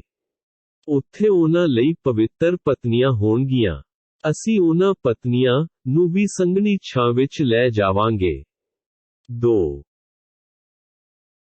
5 ਅੱਲਾਹ ਤੁਹਾਨੂੰ ਹੁਕਮ ਦਿੰਦਾ ਹੈ ਕਿ ਅਮਾਨਤਾਂ ਨੂੰ ਉਹਨਾਂ ਦੇ ਹੱਕਦਾਰਾਂ ਦੇ ਹਵਾਲੇ ਕਰੋ ਅਤੇ ਜਦੋਂ ਲੋਕਾਂ ਵਿਚਾਲੇ ਫੈਸਲਾ ਕਰੋ ਤਾਂ ਇਨਸਾਫ ਵਾਲਾ ਫੈਸਲਾ ਕਰੋ। ਉਹ ਗੱਲ ਬਹੁਤ ਹੀ ਵਧੀਆ ਹੈ ਜਿਸ ਦੀ ਨਸੀਹਤ ਅੱਲਾਹ ਤੁਹਾਨੂੰ ਕਰ ਰਿਹਾ ਹੈ। ਬੇਸ਼ੱਕ ਅੱਲਾਹ ਤੁਹਾਡੀਆਂ ਸਾਰੀਆਂ ਗੱਲਾਂ ਸੁਣਦਾ ਹੈ ਅਤੇ ਸਾਰੇ ਕੰਮ ਵੇਖ ਰਿਹਾ ਹੈ। 5 ਹੈ ਈਮਾਨ ਵਾਲਿਓ, ਤੁਸੀਂ ਅੱਲਾਹ ਅਤੇ ਉਸ ਦੇ ਰਸੂਲ ਦੇ ਹੁਕਮਾਂ ਦੀ ਪਾਲਣਾ ਕਰੋ ਅਤੇ ਤੁਹਾਡੇ ਵਿੱਚੋਂ ਜਿਹੜੇ ਅੱਲਾਹ ਅਤੇ ਰਸੂਲ ਹਜ਼ਰਤ ਮੁਹੰਮਦ ਸੱਸਾ ਦੇ ਆਗਿਆਕਾਰੀ ਹਾਕਮ ਹਨ ਉਹਨਾਂ ਦੀ ਆਗਿਆ ਦੀ ਪਾਲਣਾ ਕਰੋ। ਫਿਰ ਜੇਕਰ ਤੁਹਾਡਾ ਕਿਸੇ ਗੱਲ ਤੇ ਆਪਸ ਵਿੱਚ ਕੋਈ ਮਤਭੇਦ ਹੋ ਜਾਵੇ ਤਾਂ ਉਸ ਨੂੰ ਫੈਸਲੇ ਲਈ ਅੱਲਾਹ ਤੇ ਉਸ ਦੇ ਰਸੂਲ ਵੱਲ ਲੈ ਜਾਓ। ਜੇਕਰ ਤੁਸੀਂ ਸੱਚ ਮੁੱਚ ਅੱਲਾਹ ਅਤੇ ਕਿਆਮਤ ਦੇ ਦਿਨ ਉੱਤੇ ਈਮਾਨ ਰੱਖਦੇ ਹੋ, ਮਤਭੇਦ ਦੂਰ ਕਰਨ ਦਾ ਇਹੋ ਵਧੀਆ ਤਰੀਕਾ ਹੈ ਅਤੇ ਸਿੱਟੇ ਪੱਖੋਂ ਵੀ ਬਹੁਤ ਹੀ ਵਧੀਆ ਹੈ। 6 ਹੈ ਨਬੀ, ਕੀ ਤੁਸੀਂ ਉਹਨਾਂ ਲੋਕਾਂ ਨੂੰ ਨਹੀਂ ਵੇਖਿਆ ਜਿਨ੍ਹਾਂ ਦਾ ਦਾਅਵਾ ਤਾਂ ਇਹੋ ਹੈ ਕਿ ਜੋ ਵੀ ਤੁਹਾਡੇ ਤੇ ਉਤਾਰਿਆ ਗਿਆ ਕੁਰਾਨ ਹੈ ਅਤੇ ਜੋ ਤੁਹਾਥੋਂ ਪਹਿਲਾਂ ਆਕਾਸ਼ੀ ਕਿਤਾਬਾਂ ਉਤਾਰੀਆਂ ਗਈਆਂ ਹਨ ਸਾਡਾ ਉਹਨਾਂ ਸਭ ਤੇ ਈਮਾਨ ਹੈ, ਪਰੰਤੂ ਚਾਹੁੰਦੇ ਇਹ ਹਨ ਕਿ ਆਪਣੇ ਫੈਸਲੇ ਸ਼ੈਤਾਨ ਦੇ ਚੇਲਿਆਂ ਤੋਂ ਕਰਵਾਉਣ ਜਦੋਂ ਕਿ ਉਹਨਾਂ ਨੂੰ ਹੁਕਮ ਦਿੱਤਾ ਗਿਆ ਸੀ ਕਿ ਅਜਿਹੇ ਸ਼ੈਤਾਨਾਂ ਰੱਬ ਦੇ ਬਾਗੀਆਂ ਨੂੰ ਮੰਨਣ ਤੋਂ ਇਨਕਾਰ ਕਰਨ, ਜਦ ਕਿ ਸ਼ੈਤਾਨ ਤਾਂ ਇਹੋ ਚਾਹੁੰਦਾ ਹੈ ਕਿ ਇਹਨਾਂ ਮੋਮਿਨਾਂ ਨੂੰ ਸਿੱਧੇ ਰਾਹ ਤੋਂ ਹਟਾ ਕੇ ਦੂਰ ਲੈ ਜਾਵੇ। 6 ਜਦੋਂ ਇਹਨਾਂ ਨੂੰ ਕਿਹਾ ਜਾਂਦਾ ਕਿ ਅੱਲਾਹ ਵੱਲੋਂ ਉਤਾਰੇ ਹੋਏ ਕੁਰਾਨ ਵੱਲ ਅਤੇ ਰਸੂਲ ਮੁਹੰਮਦ ਸੱਸਾ ਦੇ ਆਦੇਸ਼ਾਂ ਵੱਲ ਆਓ ਤਾਂ ਤੁਸੀਂ ਵੇਖੋਗੇ ਕਿ ਇਹ ਮੁਨਾਫਿਕ ਤੁਹਾਡੇ ਵੱਲ ਆਉਣ ਤੋਂ ਕੰਨੀ ਕਤਰਾਉਂਦੇ ਹਨ। 6 ਫਿਰ ਉਸ ਸਮੇਂ ਕੀ ਹਾਲ ਹੁੰਦਾ ਹੈ ਜਦੋਂ ਇਹਨਾਂ ਦੇ ਆਪਣੇ ਹੱਥੀਂ ਸਹੇੜੀ ਹੋਈ ਮੁਸੀਬਤ ਇਹਨਾਂ ਤੇ ਆ ਪੈਂਦੀ ਹੈ, ਤਾਂ ਫਿਰ ਤੁਹਾਡੇ ਕੋਲ ਆ ਕੇ ਅੱਲਾਹ ਦੀਆਂ ਕਸਮਾਂ ਖਾਂਦੇ ਹੋਏ ਆਖਦੇ ਹਨ ਕਿ ਰੱਬ ਦੀ ਸੁਣ ਸਾਡਾ ਇਰਾਦਾ ਤਾਂ ਕੇਵਲ ਭਲਾਈ ਤੇ ਆਪਸੀ ਮੇਲ ਜੋਲ ਕਰਵਾਉਣਾ ਸੀ। 6 ਉਹ ਲੋਕ ਹਨ ਕਿ ਜਿਨ੍ਹਾਂ ਦੇ ਦਿਲਾਂ ਦੇ ਭੇਤ ਅੱਲਾਹ ਭਲੀ ਭਾਂਤ ਜਾਣਦਾ ਹੈ ਕਿ ਇਹਨਾਂ ਦੇ ਦਿਲਾਂ ਵਿੱਚ ਕੀ ਹੈ। ਇਸ ਲਈ ਹੈ ਨਬੀ, ਤੁਸੀਂ ਇਹਨਾਂ ਦੀਆਂ ਗੱਲਾਂ ਵੱਲ ਧਿਆਨ ਨਾ ਦਿਓ ਅਤੇ ਇਹਨਾਂ ਨੂੰ ਅਜਿਹੀਆਂ ਨਸੀਹਤਾਂ ਕਰੋ ਜਿਹੜੀਆਂ ਇਹਨਾਂ ਦੇ ਦਿਲਾਂ ਨੂੰ ਪ੍ਰਭਾਵਿਤ ਕਰਨ। 6 ਅਸੀਂ ਹਰੇਕ ਰਸੂਲ ਨੂੰ ਕੇਵਲ ਇਸੇ ਲਈ ਭੇਜਿਆ ਕਿ ਅੱਲਾਹ ਦੇ ਹੁਕਮਾਂ ਅਨੁਸਾਰ ਉਹਨਾਂ ਦੀ ਤਾਬੇਦਾਰੀ ਕੀਤੀ ਜਾਵੇ। ਜਦੋਂ ਇਹਨਾਂ ਲੋਕਾਂ ਨੇ ਆਪਣੀਆਂ ਜਾਨਾਂ ਤੇ ਜ਼ੁਲਮ ਕੀਤਾ ਸੀ, ਜੇ ਉਹ ਤੁਹਾਡੇ ਕੋਲ ਆ ਜਾਂਦੇ ਅਤੇ ਅੱਲਾਹ ਤੋਂ ਆਪਣੇ ਗੁਨਾਹਾਂ ਦੀ ਮੁਆਫੀ ਮੰਗਦੇ ਅਤੇ ਰਸੂਲ ਵੀ ਉਹਨਾਂ ਲਈ ਮੁਆਫੀ ਲਈ ਬੇਨਤੀ ਕਰਦਾ ਤਾਂ ਇਹ ਲੋਕ ਅੱਲਾਹ ਨੂੰ ਮੁਆਫ ਕਰਨ ਵਾਲਾ ਅਤੇ ਬਹੁਤ ਹੀ ਮਿਹਰਬਾਨੀ ਕਰਨ ਵਾਲਾ ਵੇਖਦੇ। 6 ਹੈ ਨਬੀ, ਕਸਮ ਹੈ ਤੁਹਾਡੇ ਪਾਲਣਹਾਰ ਦੀ, ਇਹ ਲੋਕ ਉਦੋਂ ਤੱਕ ਮੋਮਿਨ ਨਹੀਂ ਹੋ ਸਕਦੇ ਜਦੋਂ ਤੱਕ ਕਿ ਆਪਣੇ ਆਪੋ ਵਿਚਾਲੇ ਮਤਭੇਦਾਂ ਵਿੱਚ ਤੁਹਾਨੂੰ ਹੀ ਹਾਕਮ ਨਹੀਂ ਮੰਨ ਲੈਂਦੇ। ਫਿਰ ਜੋ ਵੀ ਫੈਸਲਾ ਤੁਸੀਂ ਕਰੋ ਉਸ ਲਈ ਆਪਣੇ ਦਿਲ ਵਿੱਚ ਕਿਸੇ ਪ੍ਰਕਾਰ ਦੀ ਕੋਈ ਤੰਗੀ ਮਹਿਸੂਸ ਨਾ ਕਰਨ, ਸਗੋਂ ਖਿੜੇ ਮੱਥੇ ਮਨ ਤੋਂ ਕਬੂਲ ਕਰਨ। 6 ਜੇਕਰ ਅਸੀਂ ਉਹਨਾਂ ਲਈ ਬਨੀ ਇਸਰਾਈਲ ਵਾਂਗ ਫਰਜ਼ ਕਰ ਦਿੰਦੇ ਕਿ ਆਪਣੇ ਆਪ ਨੂੰ ਕਤਲ ਕਰ ਦਿਓ ਜਾਂ ਆਪਣੇ ਘਰਾਂ ਤੋਂ ਨਿਕਲ ਜਾਓ, ਤਾਂ ਇਹਨਾਂ ਵਿੱਚੋਂ ਬਹੁਤ ਹੀ ਘੱਟ ਲੋਕ ਕਹਿਣਾ ਮੰਨਦੇ। ਜੇਕਰ ਉਹ ਉਹੀਓ ਕੰਮ ਕਰਦੇ ਜਿਸ ਲਈ ਉਹਨਾਂ ਨੂੰ ਨਸੀਹਤ ਦਿੱਤੀ ਜਾਂਦੀ ਹੈ ਤਾਂ ਇਹ ਉਹਨਾਂ ਲਈ ਵਧੇਰੇ ਚੰਗੀ ਗੱਲ ਸੀ ਅਤੇ ਧਰਮ ਵਿੱਚ ਦ੍ਰਿੜਤਾ ਦਾ ਕਾਰਨ ਹੁੰਦਾ। 6 ਜੇ ਉਹ ਅਜਿਹਾ ਕਰਦੇ ਤਾਂ ਉਹਨਾਂ ਨੂੰ ਆਪਣੇ ਵੱਲੋਂ ਬਹੁਤ ਵੱਡਾ ਬਦਲਾ ਦੁਨੀਆ ਤੇ ਆਖਿਰਤ ਦੀ ਭਲਾਈ ਦਿੰਦੇ। 6 ਅਤੇ ਲਾਜ਼ਮਨ ਉਹਨਾਂ ਨੂੰ ਸਿੱਧੇ ਰਾਹ ਤੋਰ ਦਿੰਦੇ। 6 ਤੇ ਜਿਹੜੇ ਲੋਕੀ ਅੱਲਾਹ ਅਤੇ ਉਸ ਦੇ ਰਸੂਲ ਸੱਸਾ ਮੁਸਕਰਾਉਂਦਾ ਚਿਹਰਾ ਦੀ ਤਾਬੇਦਾਰੀ ਕਰਨਗੇ ਉਹ ਕਿਆਮਤ ਵਾਲੇ ਦਿਨ ਉਹਨਾਂ ਲੋਕਾਂ ਨਾਲ ਹੋਣਗੇ ਜਿਨ੍ਹਾਂ ਨੂੰ ਅੱਲਾਹ ਨੇ ਇਨਾਮ ਬਖਸ਼ੇ ਹਨ, ਜਿਵੇਂ ਨਬੀ, ਸਚਿਆਰੇ, ਸ਼ਹੀਦ ਅਤੇ ਸੋਹਣੇ ਅਮਲਾਂ ਵਾਲੇ ਲੋਕ ਹਨ। ਜੰਨਤ ਵਿੱਚ ਇਹੋ ਸਭ ਤੋਂ ਵਧੀਆ ਇੱਕ ਦੂਜੇ ਦੇ ਸਾਥੀ ਹੋਣਗੇ। 7 ਇਹ ਫਜ਼ਲ, ਮਿਹਰਾਂ ਅੱਲਾਹ ਵੱਲੋਂ ਹਨ। ਸੱਚਾਈ ਨੂੰ ਜਾਣਨ ਲਈ ਅੱਲਾਹ ਦਾ ਗਿਆਨ ਹੀ ਬਥੇਰਾ ਹੈ। 7 ਹੈ ਮੋਮਿਨੋ, ਤੁਸੀਂ ਆਪਣੇ ਬਚਾਓ ਦਾ ਸਾਮਾਨ ਭਾਵ ਹਥਿਆਰ ਚੁੱਕੀਨ ਰੱਖੋ, ਫਿਰ ਤੁਸੀਂ ਭਾਵੇਂ ਅੱਡ ਦਸਤਿਆਂ ਵਿੱਚ ਭਾਵੇਂ ਇਕੱਠੇ ਹੋ ਕੇ ਜਿਹਾਦ ਲਈ ਨਿਕਲੋ। 7 ਤੁਹਾਡੇ ਵਿੱਚੋਂ ਲਾਜ਼ਮਨ ਕੁਝ ਉਹ ਵੀ ਹਨ ਜਿਹੜੇ ਰੱਬ ਦੀ ਰਾਹ ਨਿਕਲਣ ਵਿੱਚ ਟਾਲ ਮਟੋਲ ਕਰਦੇ ਹਨ। ਫਿਰ ਜੇ ਤੁਹਾਡੇ ਤੇ ਕੋਈ ਮੁਸੀਬਤ ਆਉਂਦੀ ਹੈ ਤਾਂ ਆਖਦੇ ਹਨ ਕਿ ਅੱਲਾਹ ਨੇ ਸਾਡੇ ਤੇ ਬੜੀ ਮਿਹਰ ਕੀਤੀ ਹੈ ਕਿ ਅਸੀਂ ਲੜਾਈ ਵਿੱਚ ਉਹਨਾਂ ਨਾਲ ਨਹੀਂ ਸੀ। 7 ਫਿਰ ਜੇ ਤੁਹਾਨੂੰ ਅੱਲਾਹ ਵੱਲੋਂ ਕੋਈ ਮਿਹਰ ਕਿਰਪਾ ਲੜਾਈ ਵਿੱਚ ਜਿੱਤ ਮਿਲ ਜਾਵੇ ਤਾਂ ਇੰਜ ਲੱਗਦਾ ਹੈ ਜਿਵੇਂ ਤੁਹਾਡੇ ਤੇ ਉਸ ਵਿਚਾਲੇ ਕੋਈ ਮੇਲ ਮਿਲਾਪ ਰਿਸ਼ਤਾ ਹੁੰਦਾ ਹੀ ਨਹੀਂ ਤੇ ਆਖਦੇ ਹਨ ਕਿ ਕਾਸ਼ ਮੈਂ ਵੀ ਉਹਨਾਂ ਮੋਮਿਨਾਂ ਨਾਲ ਲੜਾਈ ਵਿੱਚ ਸ਼ਾਮਲ ਹੁੰਦਾ ਤਾਂ ਮੈਂ ਵੀ ਸਫਲਤਾ ਪ੍ਰਾਪਤ ਕਰਦਾ। 7 ਉਹ ਲੋਕ ਜਿਹੜੇ ਪਰਲੋਕ ਦੇ ਬਦਲੇ ਸੰਸਾਰਿਕ ਜੀਵਨ ਨੂੰ ਵੇਚ ਚੁੱਕੇ ਹਨ ਉਹਨਾਂ ਨੂੰ ਅੱਲਾਹ ਦੀ ਰਾਹ ਵਿੱਚ ਲੜਨਾ, ਜਿਹਾਦ ਕਰਨਾ ਚਾਹੀਦਾ ਹੈ ਅਤੇ ਜਿਹੜਾ ਅੱਲਾਹ ਦੀ ਰਾਹ ਵਿੱਚ ਲੜਦਾ ਹੋਇਆ ਮਾਰਿਆ ਜਾਵੇ, ਸ਼ਹੀਦ ਹੋ ਜਾਵੇ ਜਾਂ ਜਿੱਤ ਪ੍ਰਾਪਤ ਕਰੇ ਉਸ ਨੂੰ ਅਸੀਂ ਛੇਤੀ ਹੀ ਵੱਡਾ ਬਦਲਾ ਦੇਵਾਂਗੇ। 7 ਹੈ ਮੁਸਲਮਾਨੋ, ਤੁਹਾਨੂੰ ਕੀ ਹੋ ਗਿਆ ਹੈ ਕਿ ਤੁਸੀਂ ਅੱਲਾਹ ਦੀ ਰਾਹ ਵਿੱਚ ਉਹਨਾਂ ਕਮਜ਼ੋਰ ਤੇ ਬੇਵਸ ਮਰਦਾਂ, ਔਰਤਾਂ ਤੇ ਛੋਟੇ ਬੱਚਿਆਂ ਲਈ ਨਹੀਂ ਲੜਦੇ, ਜੋ ਬੇਨਤੀਆਂ ਕਰ ਰਹੇ ਹਨ ਕਿ ਹੇ ਸਾਡੇ ਰੱਬਾ, ਸਾਨੂੰ ਇਹਨਾਂ ਜ਼ਾਲਮਾਂ ਦੀ ਬਸਤੀ ਵਿੱਚੋਂ ਕੱਢ ਲੈ ਅਤੇ ਸਾਡੇ ਲਈ ਆਪਣੇ ਵੱਲੋਂ ਕੋਈ ਹਿਮਾਇਤੀ ਤੇ ਸਹਾਇਕ ਬਣਾ ਕੇ ਭੇਜ। 7 ਜਿਹੜੇ ਲੋਕ ਈਮਾਨ ਰੱਖਦੇ ਹਨ ਉਹ ਅੱਲਾਹ ਦੀ ਰਾਹ ਵਿੱਚ ਲੜਦੇ ਹਨ ਅਤੇ ਜਿਨ੍ਹਾਂ ਨੇ ਕੁਫਰ ਕੀਤਾ ਹੈ ਉਹ ਤਾਗੂਤ ਸ਼ੈਤਾਨ ਦੀ ਰਾਹ ਵਿੱਚ ਲੜਦੇ ਹਨ। ਇਸ ਲਈ ਤੁਸੀਂ ਈਮਾਨ ਵਾਲਿਓ ਸ਼ੈਤਾਨ ਦੇ ਹਿਮਾਇਤੀਆਂ ਨਾਲ ਜੰਗ ਕਰੋ, ਵਿਸ਼ਵਾਸ ਰੱਖੋ ਕਿ ਸ਼ੈਤਾਨ ਦੀਆਂ ਚਾਲਾਂ ਬਹੁਤ ਹੀ ਕਮਜ਼ੋਰ ਹਨ। 7:7 हे ਨਬੀ, ਕੀ ਤੁਸੀਂ ਉਹਨਾਂ ਲੋਕਾਂ ਨੂੰ ਨਹੀਂ ਵੇਖਿਆ ਜਿਨ੍ਹਾਂ ਨੂੰ ਹੁਕਮ ਦਿੱਤਾ ਗਿਆ ਸੀ ਕਿ ਆਪਣੇ ਹੱਥ ਲੜਾਈ ਤੋਂ ਰੋਕੀਨ ਰੱਖੋ, ਨਮਾਜ਼ਾਂ ਪੜ੍ਹਦੇ ਰਹੋ ਅਤੇ ਜ਼ਕਾਤ ਅਦਾ ਕਰੋ। ਫਿਰ ਜਦੋਂ ਉਹਨਾਂ ਨੂੰ ਲੜਾਈ ਦਾ ਹੁਕਮ ਦਿੱਤਾ ਗਿਆ ਤਾਂ ਉਸ ਵੇਲੇ ਉਹਨਾਂ ਵਿੱਚੋਂ ਇੱਕ ਟੋਲੀ ਕਾਫਿਰਾਂ ਤੋਂ ਇੰਜ ਡਰਨ ਲੱਗ ਪਈ ਜਿੱਦਾਂ ਅੱਲਾਹ ਤੋਂ ਡਰਦੀ ਹੋਵੋ, ਸਗੋਂ ਉਸ ਤੋਂ ਵੀ ਕੁਝ ਵੱਧ ਭੀਤ ਸੀ ਅਤੇ ਕਹਿਣ ਲੱਗੇ ਕਿ, ਹੇ ਰੱਬ, ਸਾਡੇ ਉੱਤੇ ਜਿਹਾਦ ਕਰਨਾ ਫਰਜ਼ ਕਿਉਂ ਕੀਤਾ ਹੈ? ਕਿਉਂ ਨਾ ਸਾਨੂੰ ਥੋੜੀ ਹੋਰ ਜਿਉਣ ਦੀ ਮੋਹਲਤ ਦਿੱਤੀ ਨੂੰ?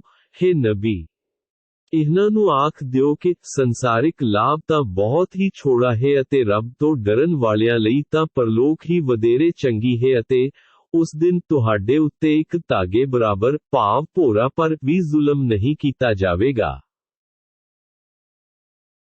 7-8 ਰਹੇ ਗਈ ਮੌਤ, ਤੁਸੀਂ ਜਿੱਥੇ ਕੀਤੇ ਵੀ ਹੋਵੋਗੇ ਉੱਥੇ ਹੀ ਮੌਤ ਤੁਹਾਨੂੰ ਨੱਪ ਲਵੇਗੀ ਭਾਵੇਂ ਤੁਸੀਂ ਕਿੰਨੇ ਵੀ ਮਜ਼ਬੂਤ ਕੀਲਾਨ ਵਿੱਚ ਕਿਉਂ ਨਾ ਹੋਵੋ।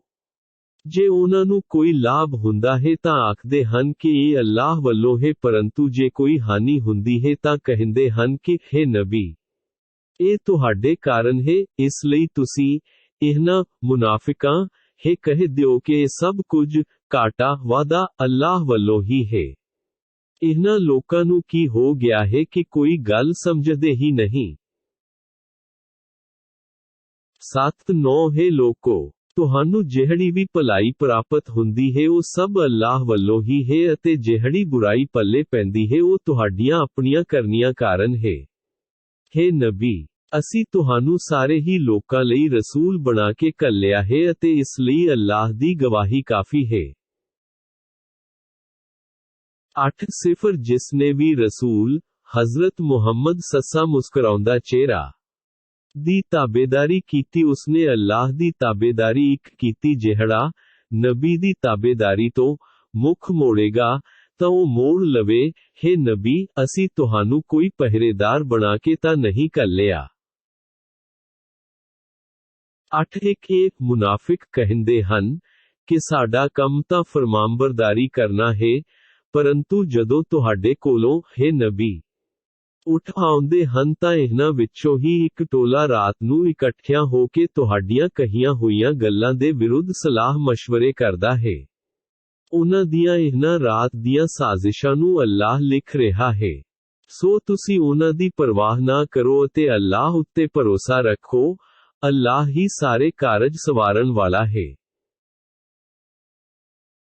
8 ਕੀ ਇਹ ਮੁਨਾਫਿਕ ਤੇ ਕਾਫਿਰ ਕੁਰਾਨ ਤੇ ਸੋਚ ਵਿਚਾਰ ਨਹੀਂ ਕਰਦੇ? ਜੇਕਰ ਇਹ ਅੱਲਾਹ ਤੋਂ ਛੁੱਟ ਕਿਸੇ ਹੋਰ ਵੱਲੋਂ ਹੁੰਦਾ ਤਾਂ ਇਸ ਵਿੱਚ ਬਹੁਤ ਕੁਝ ਮਤਭੇਦ ਵੇਖਣ ਨੂੰ ਮਿਲਦੇ।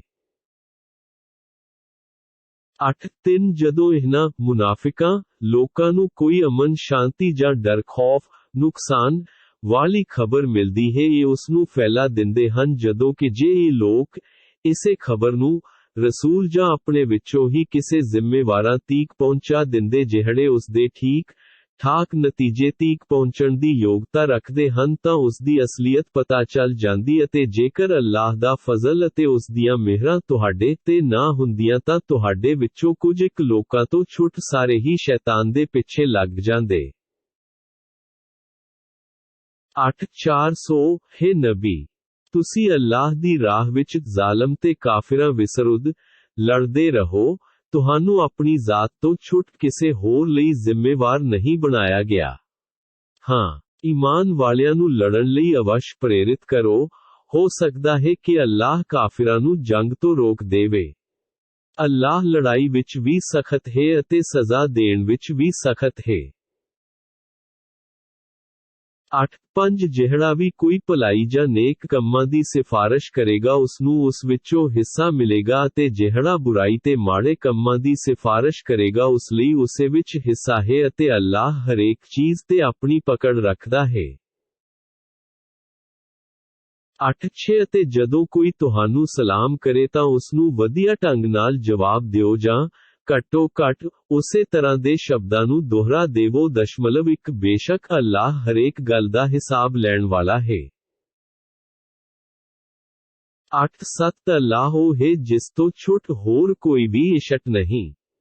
ਉਹ ਤੁਹਾਨੂੰ ਸਭ ਨੂੰ ਕਿਆਮਤ ਵਾਲੇ ਦਿਨ ਜਮ੍ਹਾਂ ਕਰੇਗਾ ਜਿਸ ਦੇ ਆਉਣ ਵਿੱਚ ਕੋਈ ਸ਼ੱਕ ਨਹੀਂ। ਅੱਲਾਹ ਤੋਂ ਵੱਧ ਸੱਚਾ ਕੌਣ ਹੈ?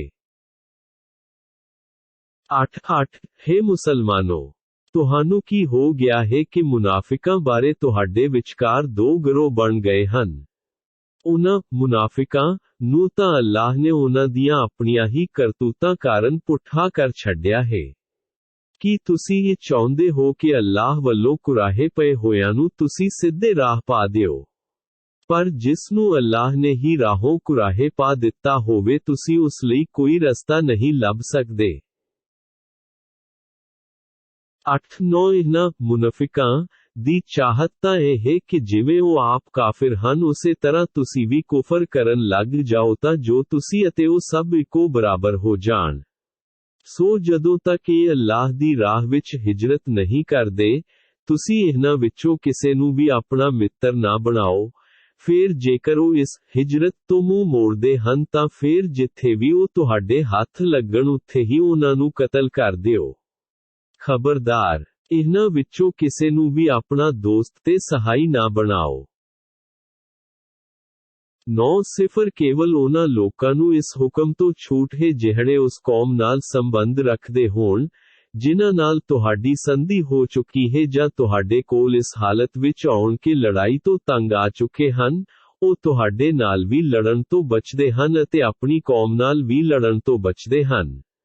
ਜੇਕਰ ਅੱਲਾਹ ਚਾਹੁੰਦਾ ਤਾਂ ਇਹਨਾਂ ਕਾਫਿਰਾਂ ਨੂੰ ਤੁਹਾਡੇ ਤੇ ਭਾਰੂ ਕਰ ਦਿੰਦਾ ਅਤੇ ਫਿਰ ਉਹ ਲਾਜ਼ਮਨ ਤੁਹਾਡੇ ਨਾਲ ਜੰਗ ਕਰਦੇ।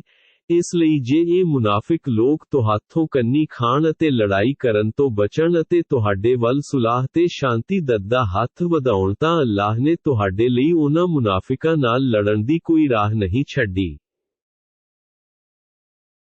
9 ਤੁਹਾਨੂੰ ਕੁਝ ਅਜਿਹੇ ਮੁਨਾਫਿਕ ਵੀ ਮਿਲਣਗੇ ਜਿਹੜੇ ਚਾਹੁੰਦੇ ਹਨ ਕਿ ਤੁਹਾਡੇ ਨਾਲ ਵੀ ਸ਼ਾਂਤੀ ਨਾਲ ਰਹਿਣ ਅਤੇ ਆਪਣੀ ਕੌਮ ਨਾਲ ਵੀ ਅਮਨ ਨਾਲ ਰਹਿਣ।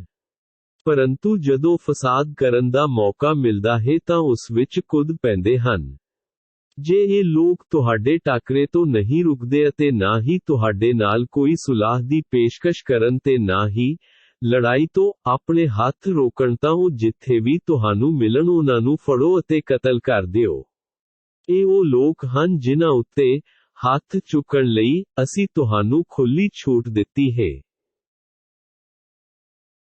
9 ਕਿਸੇ ਵੀ ਮੋਮਿਨ ਲਈ ਇਹ ਜਾਇਜ਼ ਨਹੀਂ ਕਿ ਉਹ ਦੂਜੇ ਮੋਮਿਨ ਦਾ ਕਤਲ ਕਰੇ, ਪਰੰਤੂ ਜੇ ਗਲਤੀ ਜਾਂ ਭੁਲੇਖੇ ਵਿੱਚ ਹੋ ਜਾਵੇ ਤਾਂ ਵੱਖਰੀ ਗੱਲ ਹੈ।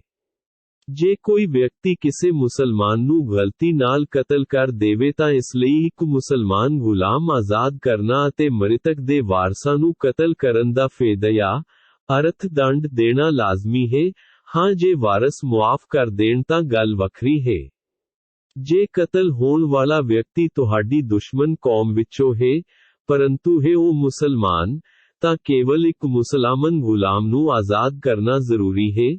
ਜੇਕਰ ਕਤਲ ਉਸ ਕੌਮ ਦੇ ਵਿਅਕਤੀ ਦਾ ਹੋਇਆ ਹੈ ਜਿਸ ਨਾਲ ਤੁਹਾਡੀ ਸੰਧੀ ਹੋਵੇ ਤਾਂ ਉਸ ਦੇ ਵਾਰਸਾਂ ਨੂੰ ਅਰਥ ਦੰਡ ਦੇਣਾ ਲਾਜ਼ਮੀ ਹੈ ਅਤੇ ਇੱਕ ਮੁਸਲਮਾਨ ਗੁਲਾਮ ਨੂੰ ਆਜ਼ਾਦ ਕਰਨਾ ਵੀ ਜ਼ਰੂਰੀ ਹੈ। ਫਿਰ ਜਿਸ ਨੂੰ ਗੁਲਾਮ ਨਾ ਮਿਲੇ ਉਸ ਦੇ ਜ਼ਿੰਮੇ 2 ਮਹੀਨਿਆਂ ਦੇ ਲਗਾਤਾਰ ਰੋਜ਼ੇ ਰੱਖਣਾ ਜ਼ਰੂਰੀ ਹੈ।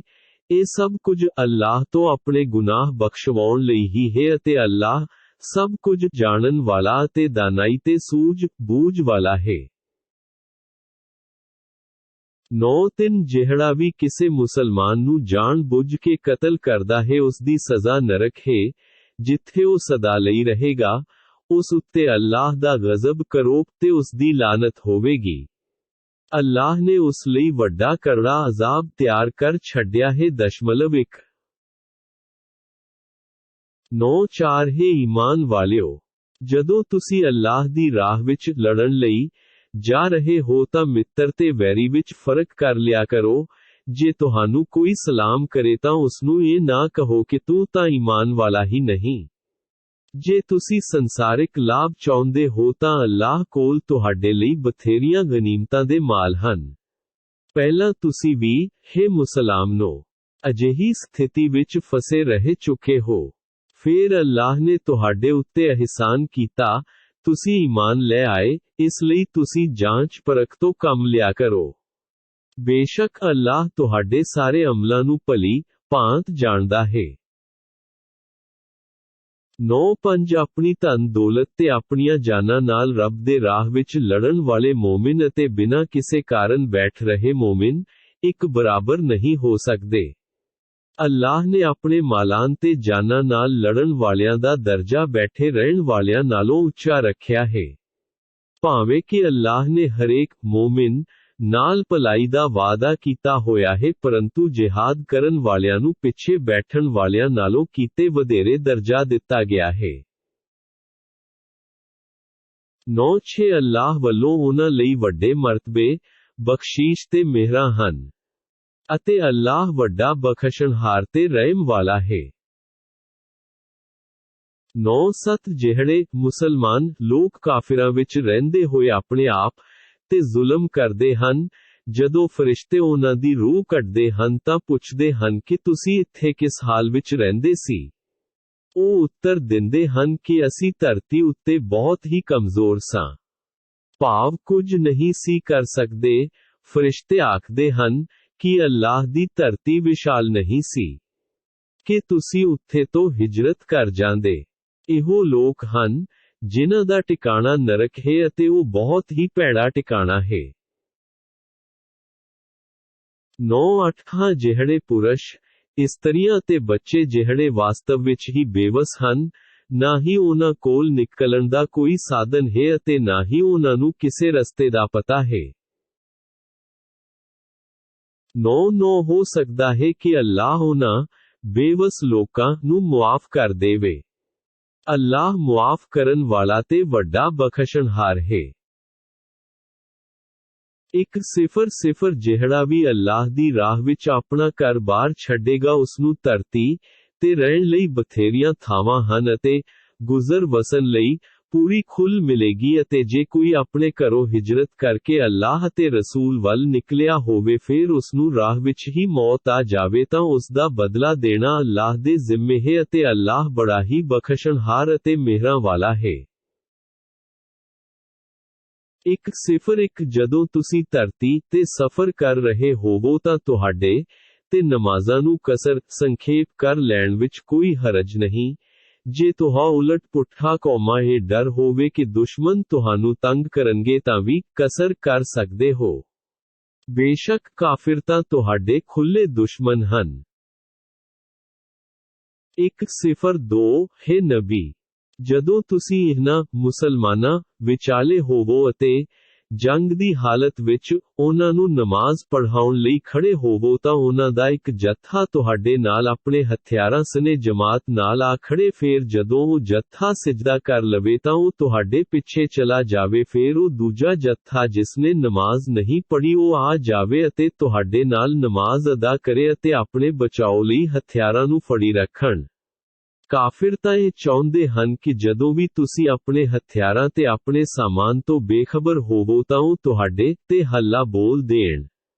ਜੇ ਤੁਹਾਨੂੰ ਬਾਰਿਸ਼ ਕਾਰਨ ਕੋਈ ਤਕਲੀਫ ਹੋਵੇ ਜਾਂ ਤੁਸੀਂ ਬਿਮਾਰ ਹੋ ਤਾਂ ਹਥਿਆਰ ਇੱਕ ਪਾਸੇ ਰੱਖਣ ਵਿੱਚ ਕੋਈ ਗੁਨਾਹ ਨਹੀਂ, ਪਰ ਇਸ ਹਾਲਤ ਵਿੱਚ ਵੀ ਸਾਵਧਾਨ ਰਹੋ। ਅੱਲਾਹ ਨੇ ਇਨਕਾਰੀਆਂ ਲਈ ਜ਼ਲੀਲ ਕਰਨ ਵਾਲਾ ਅਜ਼ਾਬ ਤਿਆਰ ਕੀਤਾ ਹੋਇਆ ਹੈ। 1-3 ਫੇਰ ਜਦੋਂ ਤੁਸੀਂ ਨਮਾਜ਼ ਪੜ੍ਹ ਲਵੋ ਤਾਂ ਉੱਠਦੇ, ਬੈਠਦੇ ਅਤੇ ਲੇਟੇ, ਭਾਵ ਹਰ ਸਮੇਂ ਅੱਲਾਹ ਨੂੰ ਯਾਦ ਕਰਦੇ ਰਹੋ। ਜਦੋਂ ਤੁਹਾਨੂੰ ਸ਼ਾਂਤੀ ਮਿਲ ਜਾਵੇ ਤਾਂ ਪੂਰੀ ਨਮਾਜ਼ ਪੜ੍ਹੋ। ਬੇਸ਼ੱਕ ਨਮਾਜ਼ ਈਮਾਨ ਵਾਲਿਆਂ ਲਈ ਸਮੇਂ ਦੀ ਪਾਬੰਦੀ ਨਾਲ ਫਰਜ਼ ਕੀਤੀ ਗਈ ਹੈ। 1-4 ਤੁਸੀਂ ਇਹਨਾਂ ਦੁਸ਼ਮਣਾਂ ਦਾ ਪਿੱਛਾ ਕਰਨ ਵਿੱਚ ਕਮਜ਼ੋਰੀ ਨਾ ਵਿਖਾਓ। ਜੇ ਤੁਹਾਨੂੰ ਕਸ਼ਟ ਹੁੰਦੇ ਹਨ ਤਾਂ ਇਹਨਾਂ ਨੂੰ ਵੀ ਤੁਹਾਡੀ ਤਰ੍ਹਾਂ ਕਸ਼ਟ ਹੁੰਦਾ ਹੈ। ਤੁਸੀਂ ਅੱਲਾਹ ਤੋਂ ਜਿਸ ਚੀਜ਼ ਦੀਆਂ ਆਸਾਂ ਰੱਖਦੇ ਹੋ ਉਹ ਆਸਾਂ ਉਹਨਾਂ ਦੁਸ਼ਮਣਾਂ ਨੂੰ ਨਹੀਂ। ਅੱਲਾਹ ਬਹੁਤ ਦਾਨਾਈ ਵਾਲਾ ਅਤੇ ਹਿਕਮਤ ਵਾਲਾ ਹੈ। 1-5 ਹੈ ਨਬੀ, ਅਸੀਂ ਤੁਹਾਡੇ ਵੱਲ ਹੱਕ ਦੇ ਨਾਲ ਇਸ ਕਿਤਾਬ ਕੁਰਾਨ ਨੂੰ ਉਤਾਰਿਆ ਹੈ ਤਾਂ ਕਿ ਜਿਹੜੀ ਸਿੱਧੀ ਰਾਹ ਅੱਲਾਹ ਨੇ ਤੁਹਾਨੂੰ ਵਿਖਾਈ ਹੈ ਤੁਸੀਂ ਉਸ ਦੇ ਅਨੁਸਾਰ ਹੀ ਲੋਕਾਂ ਵਿਚਾਲੇ ਫੈਸਲੇ ਕਰੋ ਅਤੇ ਵਿਸ਼ਵਾਸਘਾਤੀ ਲੋਕਾਂ ਦੇ ਹਿਮਾਇਤੀ ਨਾ ਬਣੋ। 106 ਅੱਲਾਹ ਤੋਂ ਖਿਮਾ ਦੀ ਬੇਨਤੀ ਕਰੋ, ਬੇਸ਼ੱਕ ਅੱਲਾਹ ਬਖਸ਼ਣ ਵਾਲਾ ਤੇ ਮਿਹਰਾਂ ਕਰਨ ਵਾਲਾ ਹੈ। 107 ਤੁਸੀਂ ਉਹਨਾਂ ਵੱਲੋਂ ਨਾ ਝਗੜੋ ਜਿਹੜੇ ਆਪਣੇ ਆਪ ਨਾਲ ਹੀ ਖਿਆਨਤ, ਵਿਸ਼ਵਾਸਘਾਤ ਕਰਦੇ ਹਨ। ਅੱਲਾਹ ਵਿਸ਼ਵਾਸਘਾਤੀ ਲੋਕਾਂ ਨੂੰ ਉੱਕਾ ਹੀ ਪਸੰਦ ਨਹੀਂ ਕਰਦਾ। 108 ਵਿਸ਼ਵਾਸਘਾਤੀ ਲੋਕ ਲੋਕਾਂ ਤੋਂ ਤਾਂ ਆਪਣੀਆਂ ਕਰਤੂਤਾਂ ਲੁਕਾ ਸਕਦੇ ਹਨ ਪਰੰਤੂ ਅੱਲਾਹ ਤੋਂ ਨਹੀਂ ਲੁਕਾ ਸਕਦੇ। ਉਹ ਉਸ ਸਮੇਂ ਵੀ ਉਹਨਾਂ ਨਾਲ ਹੁੰਦਾ ਹੈ ਜਦੋਂ ਉਹ ਰਾਤਾਂ ਨੂੰ ਲੁਕ ਕੇ ਅਜਿਹੇ ਸਲਾਹ ਮਸ਼ਵਰੇ ਕਰਦੇ ਹਨ ਜਿਹੜੇ ਅੱਲਾਹ ਨੂੰ ਪਸੰਦ ਨਹੀਂ। ਉਹਨਾਂ ਦੀਆਂ ਸਾਰੀਆਂ ਕਰਤੂਤਾਂ ਨੂੰ ਉਸਨੇ ਘੇਰੇ ਵਿੱਚ ਲੈ ਰੱਖਿਆ ਹੈ। 109 ਤੁਸੀਂ ਲੋਕਾਂ ਨੇ ਸੰਸਾਰਿਕ ਜੀਵਨ ਵਿੱਚ ਤਾਂ ਇਹਨਾਂ ਅਪਰਾਧੀਆਂ ਵੱਲੋਂ ਝਗੜਾ ਕਰ ਲਿਆ ਪਰੰਤੂ ਅੱਲਾਹ ਦੇ ਅੱਗੇ ਕਿਆਮਤ ਵਾਲੇ ਦਿਨ ਉਹਨਾਂ ਦੀ ਹਿਮਾਇਤ ਕੌਣ ਕਰੇਗਾ? ਅਤੇ ਉਹ ਕੌਣ ਹੈ ਜਿਹੜਾ ਉਹਨਾਂ ਦਾ ਵਕੀਲ ਹੋਵੇਗਾ? 110 ਜਿਹੜਾ ਵਿਅਕਤੀ ਕੋਈ ਮਾੜੇ ਕੰਮ ਕਰੇ ਜਾਂ ਆਪਣੇ ਆਪ ਉੱਤੇ ਹੀ ਜ਼ੁਲਮ ਕਰ ਬੈਠੇ, ਪਰ ਫਿਰ ਉਹ ਅੱਲਾਹ ਤੋਂ ਮੁਆਫੀ ਲਈ ਬੇਨਤੀ ਕਰੇ, ਤਾਂ ਉਹ ਅੱਲਾਹ ਨੂੰ ਬਖਸ਼ਣਹਾਰ ਤੇ ਮਿਹਰਬਾਨ ਹੀ ਪਾਵੇਗਾ। 111 ਜੋ ਕੋਈ ਵਿਅਕਤੀ ਗੁਨਾਹ ਕਰਦਾ ਹੈ ਤਾਂ ਇਹ ਉਸੇ ਲਈ ਮੁਸੀਬਤ ਬਣੇਗਾ। ਅੱਲਾਹ ਸਾਰੇ ਕੀਤੇ ਹੋਏ ਕੰਮਾਂ ਨੂੰ ਜਾਣਨ ਵਾਲਾ ਹੈ ਅਤੇ ਦਾਨਾ, ਸਿਆਣਾ ਹੈ। 112 ਅਤੇ ਜਿਸ ਵਿਅਕਤੀ ਨੇ ਕੋਈ ਗੁਨਾਹ ਜਾਂ ਗਲਤੀ ਕਰਕੇ ਉਸ ਦਾ ਦੋਸ਼ ਕਿਸੇ ਹੋਰ ਗੁਨਾਹ ਉੱਤੇ ਥੋਪ ਦਿੱਤਾ ਉਸਨੇ ਬਹੁਤ ਵੱਡੀ ਤੁਹਮਤ ਅਤੇ ਖੁੱਲੇ ਪਾਪਾਂ ਦਾ ਭਾਰ ਆਪਣੇ ਸਿਰ ਲੈ ਲਿਆ। 113 ਜੇ ਹੈ ਨਬੀ ਤੁਹਾਡੇ ਉੱਤੇ ਰੱਬ ਦੀ ਕਿਰਪਾ ਤੇ ਮਿਹਰ ਨਾ ਹੁੰਦੀ ਤਾਂ ਉਹਨਾਂ ਵਿਸ਼ਵਾਸਘਾਤੀ ਲੋਕਾਂ ਵਿੱਚੋਂ ਇੱਕ ਟੋਲੇ ਨੇ ਤਾਂ ਤੁਹਾਨੂੰ ਭੁਲੇਖੇ ਵਿੱਚ ਫਸਾ ਦੇਣ ਦਾ ਫੈਸਲਾ ਕਰ ਹੀ ਲਿਆ ਸੀ। ਅਸਲ ਵਿੱਚ ਤਾਂ ਇਹ ਆਪਣੇ ਆਪ ਨੂੰ ਹੀ ਭੁਲੇਖੇ ਵਿੱਚ ਪਾ ਰਹੇ ਹਨ। ਇਹ ਤੁਹਾਡਾ ਕੁਝ ਵੀ ਨਹੀਂ ਵਿਗਾੜ ਸਕਦੇ। ਅੱਲਾਹ ਨੇ ਤੁਹਾਡੇ ਤੇ ਕਿਤਾਬ ਕੁਰਾਨ ਤੇ ਹਿਕਮਤ, ਸਿਆਣਪ ਉਤਾਰੀ ਹੈ ਅਤੇ ਤੁਹਾਨੂੰ ਉਹ ਸਭ ਕੁਝ ਸਿਖਾਇਆ ਹੈ ਜਿਸ ਦਾ ਤੁਹਾਨੂੰ ਗਿਆਨ ਨਹੀਂ ਸੀ। ਅੱਲਾਹ ਦੀਆਂ ਤੁਹਾਡੇ ਉੱਤੇ ਵੱਡੀਆਂ ਮਿਹਰਾਂ ਹਨ। 114 ਉਹਨਾਂ ਵਿਸ਼ਵਾਸਘਾਤੀ ਲੋਕਾਂ ਦੇ ਆਮ ਕਰਕੇ ਵਧੇਰੇ ਮਸ਼ਵਰਿਆਂ ਜੋ ਤੁਹਾਨੂੰ ਦਿੰਦੇ ਹਨ ਵਿੱਚ ਕੋਈ ਭਲਾਈ ਨਹੀਂ ਹੁੰਦੀ, ਪਰ ਜੇ ਕੋਈ ਕਿਸੇ ਨੂੰ ਖੈਰਾਤ ਪੁੰਨ ਦਾਨ ਜਾਂ ਨੇਕੀ ਦੇ ਕੰਮਾਂ ਲਈ ਜਾਂ ਲੋਕਾਂ ਵਿੱਚ ਸੁਲਾਹ ਸਫਾਈ ਕਰਵਾਉਣ ਲਈ ਹੁਕਮ ਦਿੰਦਾ ਹੈ ਤਾਂ ਇਹ ਵਧੀਆ ਗੱਲ ਹੈ ਅਤੇ ਜਿਹੜਾ ਵਿਅਕਤੀ ਕੇਵਲ ਅੱਲਾਹ ਨੂੰ ਖੁਸ਼ ਕਰਨ ਲਈ ਇਹ ਸਾਰੇ ਕੰਮਾਂ ਕਰਦਾ ਹੈ ਉਸ ਨੂੰ ਅਸੀਂ ਬਹੁਤ ਵੱਡਾ ਬਦਲਾ ਦੇਵਾਂਗੇ। 115 ਅਤੇ ਜਿਹੜੇ ਵਿਅਕਤੀ ਉੱਤੇ ਸਿੱਧਾ ਰਾਹ ਸਪਸ਼ਟ ਹੋ ਗਿਆ ਹੋਵੇ ਫਿਰ ਵੀ ਉਹ ਰਸੂਲ ਦੇ ਵਿਰੁੱਧ ਕੰਮ ਕਰੇ ਅਤੇ ਈਮਾਨ ਵਾਲਿਆਂ ਦੇ ਰਸਤੇ ਨੂੰ ਛੱਡ ਕੇ ਦੂਜੀ ਰਾਹ ਦੀ ਪੈਰਵੀ ਕਰੇ ਤਾਂ ਉਸ ਨੂੰ ਅਸੀਂ ਅੱਲਾਹ ਉਸੇ ਵੱਲ ਤੋੜ ਦੇਵਾਂਗੇ ਜਿਸ ਵੱਲ ਉਹ ਜਾਣਾ ਚਾਹੁੰਦਾ ਹੈ ਅਤੇ ਅਸੀਂ ਉਸ ਨੂੰ ਨਰਕ ਵਿੱਚ ਸੁੱਟ ਦੇਵਾਂਗੇ ਜੋ ਕਿ ਰਹਿਣ ਲਈ ਸਭ ਤੋਂ ਵੱਧ ਭੈੜਾ ਟਿਕਾਣਾ ਹੈ। 116 ਬੇਸ਼ੱਕ ਅੱਲਾਹ ਉਸ ਦੇ ਨਾਲ ਸ਼ਿਰਕ ਕਰਨ ਵਾਲੇ ਨੂੰ ਕਦੇ ਵੀ ਮੁਆਫ ਨਹੀਂ ਕਰਦਾ, ਇਸ ਤੋਂ ਛੁੱਟ ਜਿਸ ਨੂੰ ਵੀ ਚਾਹੇ ਮੁਆਫ ਕਰ ਦਿੰਦਾ ਹੈ ਅਤੇ ਜਿਸ ਨੇ ਅੱਲਾਹ ਦੀਆਂ ਸਿਫਤਾਂ ਨਾਲ ਕਿਸੇ ਨੂੰ ਸ਼ਰੀਕ ਸਾਂਝੀਵਾਲ ਠਹਿਰਾਇਆ ਉਹ ਗੁੰਮਰਾਹੀ ਵਿੱਚ ਬਹੁਤ ਦੂਰ ਨਿਕਲ ਗਿਆ। 117 ਮੁਸ਼ਰਿਕ ਅੱਲਾਹ ਨੂੰ ਛੱਡ ਕੇ ਕੇਵਲ ਦੇਵੀਆਂ ਨੂੰ ਹੀ ਆਪਣੀ ਮਦਦ ਲਈ ਬੁਲਾਉਂਦੇ ਹਨ। ਅਸਲ ਵਿੱਚ ਇਹ ਬਾਗੀ ਸ਼ੈਤਾਨ ਨੂੰ ਹੀ ਪੂਜਦੇ ਹਨ। 118 ਅੱਲਾਹ ਨੇ ਉਸ ਸ਼ੈਤਾਨ ਨੂੰ ਫਿਟਕਾਰਿਆ ਹੈ ਅਤੇ ਉਸਨੇ ਕਿਹਾ ਹੋਇਆ ਹੈ ਕਿ ਹੇ ਰੱਬਾ, ਮੈਂ ਤੇਰੇ ਬੰਦਿਆਂ ਵਿੱਚੋਂ ਇੱਕ ਨਿਯਤ ਹਿੱਸਾ ਲੈ ਕੇ ਰਹਾਂਗਾ। 119 ਤੇ ਉਹਨਾਂ ਨੂੰ ਕੁਰਾਹੇ ਪਾਉਂਦਾ ਰਹਾਂਗਾ ਅਤੇ ਉਹਨਾਂ ਨੂੰ ਕਾਮਯਾਬੀ ਦੀਆਂ ਝੂਠੀਆਂ ਆਸਾਂ ਦਿਵਾਉਂਦਾ ਰਹਾਂਗਾ ਅਤੇ ਉਹਨਾਂ ਨੂੰ ਹੁਕਮ ਦੇਵਾਂਗਾ ਤਾਂ ਉਹ ਬੁਤਾਨ ਦੇ ਚੜਾਵੇ ਲਈ ਜਾਨਵਰਾਂ ਦੇ ਕੰਨ ਚੀਰਨਗੇ ਅਤੇ ਉਹਨਾਂ ਨੂੰ ਹੁਕਮ ਦੇਵਾਂਗਾ ਤਾਂ ਉਹ ਰੱਬੀ ਬਣਤਰ ਵਿੱਚ ਅਦਲਾ ਬਦਲੀ ਕਰਨਗੇ। ਹੇ ਲੋਕੋ, ਕੰਨ ਖੋਲ ਕੇ ਸੁਣ ਲਓ ਕਿ ਜਿਹੜਾ ਕੋਈ ਵਿਅਕਤੀ ਅੱਲਾਹ ਨੂੰ ਛੱਡ ਕੇ ਸ਼ੈਤਾਨ ਨੂੰ ਆਪਣਾ ਮਿੱਤਰ ਬਣਾਵੇਗਾ ਉਹ ਸਪਸ਼ਟ ਰੂਪ ਵਿੱਚ ਘਾਟੇ ਵਿੱਚ ਜਾਵੇਗਾ। 120 ਸ਼ੈਤਾਨ ਸ਼ਿਰਕ ਕਰਨ ਵਾਲਿਆਂ ਨਾਲ ਝੂਠੇ ਵਾਅਦੇ ਕਰਦਾ ਹੈ ਅਤੇ ਉਹਨਾਂ ਨੂੰ ਆਸਾਂ ਦਿਵਾਉਂਦਾ ਹੈ। ਯਾਦ ਰੱਖੋ ਕਿ ਸ਼ੈਤਾਨ ਦੇ ਸਾਰੇ ਵਾਅਦੇ ਕੇਵਲ ਧੋਖੇ ਹੀ ਹਨ, ਛਲ ਕਪਟ ਤੋਂ ਛੁੱਟ ਹੋਰ ਕੁਝ ਨਹੀਂ। 1-2 ਇਹਨਾਂ ਲੋਕਾਂ ਦਾ ਆਖਰੀ ਟਿਕਾਣਾ ਨਰਕ ਹੈ, ਜਿੱਥੋਂ ਉਹਨਾਂ ਨੂੰ ਕੋਈ ਛੁਟਕਾਰਾ ਨਹੀਂ ਮਿਲੇਗਾ। 1-2 ਅਤੇ ਜਿਹੜੇ ਲੋਕ ਰੱਬ, ਰਸੂਲ, ਕੁਰਾਨ, ਫਰਿਸ਼ਤਿਆਂ ਅਤੇ ਆਖਿਰਤ ਉੱਤੇ ਈਮਾਨ ਲਿਆਉਣਗੇ, ਭਲੇ ਤੇ ਨੇਕ ਕੰਮ ਕਰਨਗੇ, ਅਸੀਂ ਉਹਨਾਂ ਨੂੰ ਸਵਰਗਾਂ ਵਿੱਚ ਦਾਖਲ ਕਰਾਂਗੇ, ਜਿਨ੍ਹਾਂ ਦੇ ਹੇਠ ਨਹਿਰਾਂ ਵਗਦੀਆਂ ਹਨ, ਜਿੱਥੇ ਇਹ ਸਦਾ ਰਹਿਣਗੇ। ਇਹ ਮੋਮਿਨਾਂ ਨਾਲ ਅੱਲਾਹ ਦਾ ਵਾਅਦਾ ਹੈ, ਜਿਹੜਾ ਸੱਚਾ ਹੈ। ਉਹ ਕੌਣ ਹੈ ਜਿਹੜਾ ਆਪਣੀ ਗੱਲ ਵਿੱਚ ਅੱਲਾਹ ਤੋਂ ਵੱਧ ਕੇ ਸੱਚਾ ਹੋਵੇ? 1-2 ਆਖੀਰ ਨਾ ਤੁਹਾਡੀ, ਮੁਸ਼ਰਿਕਾਂ ਦੀ, ਕਾਮਨਾਵਾਂ ਤੇ ਨਿਰਭਰ ਕਰਦਾ ਹੈ ਅਤੇ ਨਾ ਹੀ ਕਿਤਾਬ ਵਾਲਿਆਂ ਦੀਆਂ ਕਾਮਨਾਵਾਂ ਉੱਤੇ ਹੈ। ਜਿਹੜਾ ਵੀ ਬੁਰਾਈ ਕਰੇਗਾ ਉਸ ਨੂੰ ਸਜ਼ਾ ਅਵਸ਼ ਮਿਲੇਗੀ ਅਤੇ ਉਹ ਅੱਲਾਹ ਤੋਂ ਛੁੱਟ ਕੋਈ ਮਿੱਤਰ ਤੇ ਸਹਾਈ ਨਾ ਲੱਭ ਸਕੇਗਾ। 1-2 ਜਿਹੜਾ ਵੀ ਨੇਕ ਕੰਮ ਕਰੇਗਾ, ਭਾਵੇਂ ਉਹ ਪੁਰਸ਼ ਹੈ ਜਾਂ ਇਸਤਰੀ ਪਰ ਹੈ ਈਮਾਨ ਵਾਲਾ, ਤਾਂ ਅਜਿਹੇ ਲੋਕ ਅਵਸ਼ ਹੀ ਸਵਰਗਾਂ ਵਿੱਚ ਜਾਣਗੇ ਅਤੇ ਭੋਰਾ ਪਰ ਵੀ ਉਹਨਾਂ ਦਾ ਹੱਕ ਨਹੀਂ ਮਾਰਿਆ ਜਾਵੇਗਾ। 1-2 ਧਰਮ ਪੱਖੋਂ ਉਸ ਵਿਅਕਤੀ ਨਾਲੋਂ ਚੰਗਾ ਕੌਣ ਹੋਵੇਗਾ ਜਿਸ ਨੇ ਆਪਣਾ ਸੀਸ ਅੱਲਾਹ ਦੇ ਹੁਕਮਾਂ ਅੱਗੇ ਝੁਕਾ ਦਿੱਤਾ ਤੇ ਉਹ ਨੇਕ ਵੀ ਹੋਵੇ, ਇਕਚਿਤ ਹੋ ਕੇ ਇਬਰਾਹੀਮ ਦੇ ਦੀਨ ਦੀ ਪੈਰਵੀ ਕਰੇ ਜੋ ਕਿ ਹੱਕ ਦਾ ਪੁਜਾਰੀ ਸੀ। ਇਬਰਾਹੀਮ ਨੂੰ ਅੱਲਾਹ ਨੇ ਆਪਣਾ ਵਿਸ਼ੇਸ਼ ਮਿੱਤਰ ਬਣਾਇਆ ਸੀ। 1-2 ਆਕਾਸ਼ਾਂ ਤੇ ਧਰਤੀ ਵਿੱਚ ਜੋ ਕੁਝ ਹੋ ਸਭ ਅੱਲਾਹ ਦਾ ਹੀ ਹੈ ਅਤੇ ਅੱਲਾਹ ਨੇ ਹਰ ਚੀਜ਼ ਨੂੰ ਆਪਣੇ ਘੇਰੇ ਵਿੱਚ ਲੈ ਰੱਖਿਆ ਹੈ। 1-2 ਹੈ ਨਬੀ, ਲੋਕੀ ਤੁਹਾਥੋਂ ਯਤੀਮ ਲੜਕੀਆਂ ਪ੍ਰਤੀ ਪੁੱਛਦੇ ਹਨ। ਤੁਸੀਂ ਆਖ ਦਿਓ ਕਿ ਇਹਨਾਂ ਬਾਰੇ ਤਾਂ ਅੱਲਾਹ ਆਪ ਹੀ ਇਨਸਾਫ ਕਰਨ ਦਾ ਹੁਕਮ ਦੇ ਰਿਹਾ ਹੈ ਅਤੇ ਕੁਰਾਨ ਦੀਆਂ ਉਹ ਆਇਤਾਂ ਵੀ ਚੇਤੇ ਕਰਵਾਉਂਦੀਆਂ ਹਨ ਕਿ ਜਿਹੜੀਆਂ ਯਤੀਮ ਲੜਕੀਆਂ ਬਾਰੇ ਤੁਹਾਨੂੰ ਪੜ੍ਹ ਕੇ ਸੁਣਾਈਆਂ ਜਾਂਦੀਆਂ ਹਨ ਕਿ ਜਿਨ੍ਹਾਂ ਦਾ ਨਿਯਤ ਹੱਕ ਤੁਸੀਂ ਨਹੀਂ ਦਿੰਦੇ ਅਤੇ ਤੁਸੀਂ ਉਹਨਾਂ ਨੂੰ ਆਪਣੇ ਨਿਕਾਹ ਵਿੱਚ ਲਿਆਉਣਾ ਚਾਹੁੰਦੇ ਹੋ, ਅਤੇ ਅਜਿਹੇ ਬੱਚਿਆਂ ਦੇ ਬਾਰੇ ਵੀ ਜਿਹੜੇ ਕੁਝ ਵੀ ਜ਼ੋਰ ਨਹੀਂ ਰੱਖਦੇ, ਤੁਹਾਨੂੰ ਹੁਕਮ ਦਿੰਦਾ ਹੈ ਕਿ ਤੁਸੀਂ ਯਤੀਮਾਂ ਨਾਲ ਇਨਸਾਫ ਕਰੋ ਅਤੇ ਤੁਸੀਂ ਜਿਹੜੀ ਵੀ ਨੇਕੀ ਕਰਦੇ ਹੋ ਬੇਸ਼ੱਕ ਅੱਲਾਹ ਉਸ ਦਾ ਗਿਆਨ ਰੱਖਦਾ ਹੈ। 1-2 ਜੇ ਕਿਸੇ ਇਸਤਰੀ ਨੂੰ ਆਪਣੇ ਪਤੀ ਤੋਂ ਲੜਾਈ ਝਗੜੇ ਜਾਂ ਭੈੜੇ ਵਰਤਾਓ, ਤਲਾਕ ਦਾ ਡਰ ਹੋਵੇ, ਜੇ ਦੋਵੇਂ ਪਤੀ ਪਤਨੀ ਆਪਸ ਵਿੱਚ ਕਿਸੇ ਵੀ ਤਰ੍ਹਾਂ ਦੀ ਸੁਲਾਹ ਕਰ ਲੈਣ ਤਾਂ ਇਸ ਵਿੱਚ ਕੋਈ ਗੁਨਾਹ ਨਹੀਂ, ਸਗੋਂ ਸੁਲਾਹ ਸਫਾਈ ਤਾਂ ਵਧੇਰੇ ਚੰਗੀ ਹੈ। ਅੱਲਾਹ ਨੇ ਮਨੁੱਖੀ ਮਨ ਵਿੱਚ ਕੰਜੂਸੀ ਪਾ ਛੱਡੀ ਹੈ। ਜੇ ਤੁਸੀਂ ਲੋਕ ਅਹਿਸਾਨ ਭਾਵ ਸੋਹਣਾ ਵਰਤਾਵਾ ਕਰੋ ਅਤੇ ਪਰਹੇਜ਼ਗਾਰੀ ਤੋਂ ਕੰਮ ਲਵੋ ਤਾਂ ਤੁਸੀਂ ਜੋ ਵੀ ਕਰ ਰਹੇ ਹੋ ਉਸ ਨੂੰ ਅੱਲਾਹ ਚੰਗੀ ਤਰ੍ਹਾਂ ਜਾਣਦਾ ਹੈ।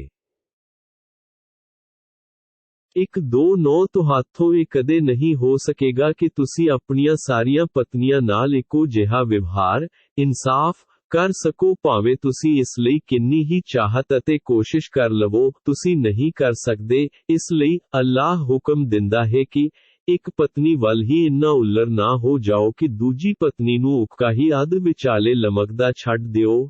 ਜੇਕਰ ਤੁਸੀਂ ਆਪਣਾ ਇਹ ਵਤੀਰਾ ਠੀਕ ਕਰ ਲਵੋ ਅਤੇ ਅੱਲਾਹ ਤੋਂ ਡਰਦੇ ਰਹੋ ਤਾਂ ਅੱਲਾਹ ਵੀ ਭੁੱਲਾਂ ਨੂੰ ਮੁਆਫ ਕਰਨ ਵਾਲਾ ਅਤੇ ਰਹਿਮ ਫਰਮਾਉਣ ਵਾਲਾ ਹੈ। 1-3 ਪਰ ਜੇ ਪਤੀ ਪਤਨੀ ਇੱਕ ਦੂਜੇ ਤੋਂ ਤਲਾਕ ਰਾਹੀਂ ਜੁਦਾ ਹੋ ਹੀ ਜਾਣ ਤਾਂ ਅੱਲਾਹ ਆਪਣੀ ਵਿਸ਼ਾਲ ਕੁਦਰਤ ਨਾਲ ਹਰੇਕ ਨੂੰ ਦੂਜੇ ਦੀ ਮੁਤਾਜੀ ਤੋਂ ਬੇਪਰਵਾਹ ਕਰ ਦੇਵੇਗਾ। ਅੱਲਾਹ ਵੱਡਾ ਸਮਾਈ ਵਾਲਾ ਅਤੇ ਦਾਨਾ ਸਿਆਣਾ ਹੈ। 1-3 ਆਕਾਸ਼ਾਂ ਤੇ ਧਰਤੀ ਵਿੱਚ ਜੋ ਕੁਝ ਹੈ ਹਰ ਚੀਜ਼ ਦਾ ਮਾਲਿਕ ਅੱਲਾਹ ਹੀ ਹੈ। ਅਸੀਂ ਉਹਨਾਂ ਲੋਕਾਂ ਨੂੰ ਜਿਨ੍ਹਾਂ ਨੂੰ ਤੁਹਾਥੋਂ ਪਹਿਲਾਂ ਕਿਤਾਬਾਂ ਦਿੱਤੀਆਂ ਸਨ ਅਤੇ ਹੇ ਮੁਸਲਮਾਨੋ, ਤੁਹਾਂ ਉਲਟ ਪੁੱਠਾ ਕੌਮਾਂ ਵੀ ਇਹੋ ਹੁਕਮ ਦਿੱਤਾ ਹੈ ਕਿ ਅੱਲਾਹ ਤੋਂ ਡਰਦੇ ਰਹੋ। ਜੇ ਤੁਸੀਂ ਹੁਕਮ ਨਹੀਂ ਮੰਨੋਗੇ ਤਾਂ ਤੁਸੀਂ ਇਹ ਗੱਲ ਯਾਦ ਰੱਖੋ ਕਿ ਜੋ ਵੀ ਆਕਾਸ਼ ਵਿੱਚ ਹੈ ਅਤੇ ਜੋ ਵੀ ਧਰਤੀ ਵਿੱਚ ਹੈ ਉਹ ਸਭ ਅੱਲਾਹ ਦਾ ਹੀ ਹੈ। ਅੱਲਾਹ ਤੁਹਾਡੇ ਹੁਕਮ ਮੰਨਣ ਜਾਂ ਨਾ ਮੰਨਣ ਤੋਂ ਬੇਪਰਵਾਹ ਹੈ ਅਤੇ ਹਰ ਪ੍ਰਕਾਰ ਦੀ ਪ੍ਰਸ਼ੰਸਾ ਉਸੇ ਲਈ ਹੈ। ਇੱਕ 3-2 ਆਕਾਸ਼ਾਂ ਅਤੇ ਧਰਤੀ ਦਾ ਮਾਲਿਕ ਅੱਲਾਹ ਹੈ ਅਤੇ ਕੰਮ ਸਵਾਰਨ ਵਾਲਾ ਵੀ ਅੱਲਾਹ ਹੀ ਹੈ। ਇੱਕ 3-3 ਹੇ ਲੋਕੋ, ਜੇ ਉਹ ਅੱਲਾਹ ਚਾਹੇ ਤਾਂ ਉਹ ਤੁਹਾਨੂੰ ਸਭ ਨੂੰ ਪਰਾਂ ਹਟਾ ਕੇ ਤੁਹਾਡੀ ਥਾਂ ਦੂਜਿਆਂ ਨੂੰ ਲੈ ਆਵੇ। ਅੱਲਾਹ ਇੰਜ ਕਰਨ ਦੀ ਪੂਰੀ ਕੁਦਰਤ ਰੱਖਦਾ ਹੈ। ਇੱਕ 3-4 ਜਿਹੜਾ ਵਿਅਕਤੀ ਕੇਵਲ ਦੁਨੀਆ ਦੀ ਭਲਾਈ ਚਾਹੁੰਦਾ ਹੈ ਤਾਂ ਉਸ ਨੂੰ ਇਸ ਗੱਲ ਦਾ ਪਤਾ ਹੋਣਾ ਚਾਹੀਦਾ ਹੈ ਕਿ ਅੱਲਾਹ ਦੇ ਕੋਲ ਤਾਂ ਦੁਨੀਆ ਅਤੇ ਆਖਿਰਤ ਦੋਵੇਂ ਥਾਵਾਂ ਦੀ ਭਲਾਈ ਹੈ। ਅੱਲਾਹ ਤੁਹਾਡੀਆਂ ਸਾਰੀਆਂ ਗੱਲਾਂ ਨੂੰ ਸੁਣਨ ਵਾਲਾ ਅਤੇ ਤੁਹਾਡੇ ਹਰ ਕੰਮ ਨੂੰ ਵੇਖਣ ਵਾਲਾ ਹੈ। ਇੱਕ 3-5 ਹੇ ਈਮਾਨ ਵਾਲਿਓ, ਇਨਸਾਫ ਉੱਤੇ ਮਜ਼ਬੂਤੀ ਨਾਲ ਡਟ ਜਾਓ ਅਤੇ ਅੱਲਾਹ ਲਈ ਸੱਚੀ ਗਵਾਹੀ ਦੇਣ ਵਾਲੇ ਬਣ ਜਾਓ, ਭਾਵੇਂ ਉਹ ਤੁਹਾਡੇ ਆਪਣੇ ਵਿਰੁੱਧ ਹੋਵੇ ਜਾਂ ਤੁਹਾਡੇ ਆਪਣੇ ਮਾਂ-ਬਾਪ ਜਾਂ ਰਿਸ਼ਤੇਦਾਰਾਂ ਦੇ ਵਿਰੁੱਧ ਹੋਵੇ। ਦਸ਼ਮਲਵ ਇੱਕ ਮਾਮਲੇ ਨਾਲ ਸੰਬੰਧਤ ਧਿਰ ਭਾਵੇਂ ਅਮੀਰ ਹੋਵੇ ਜਾਂ ਗਰੀਬ, ਦੋਵੇਂ ਹਾਲਤਾਂ ਵਿੱਚ ਤੁਹਾਥੋਂ ਵੱਧ ਅੱਲਾਹ ਉਹਨਾਂ ਦਾ ਸ਼ੁਭ ਚਿੰਤਕ ਹੈ। ਇਸ ਲਈ ਤੁਸੀਂ ਆਪਣੀਆਂ ਇੱਛਾਵਾਂ ਦੇ ਪਿੱਛੇ ਲੱਗ ਕੇ ਇਨਸਾਫ ਦਾ ਪੱਲਾ ਨਾ ਛੱਡੋ। ਜੇਕਰ ਤੁਸੀਂ ਇਨਸਾਫ ਕਰਨ ਸਮੇਂ ਗੋਲ-ਮੋਲ ਗੱਲ ਕੀਤੀ ਜਾਂ ਆਪਣੇ ਆਪ ਨੂੰ ਗਵਾਹੀ ਦੇਣ ਤੋਂ ਬਚਾਇਆ ਤਾਂ ਯਾਦ ਰੱਖੋ ਕਿ ਜੋ ਕੁਝ ਤੁਸੀਂ ਕਰਦੇ ਹੋ ਅੱਲਾਹ ਉਸ ਤੋਂ ਪੂਰੀ ਤਰ੍ਹਾਂ ਜਾਣੂ ਹੈ।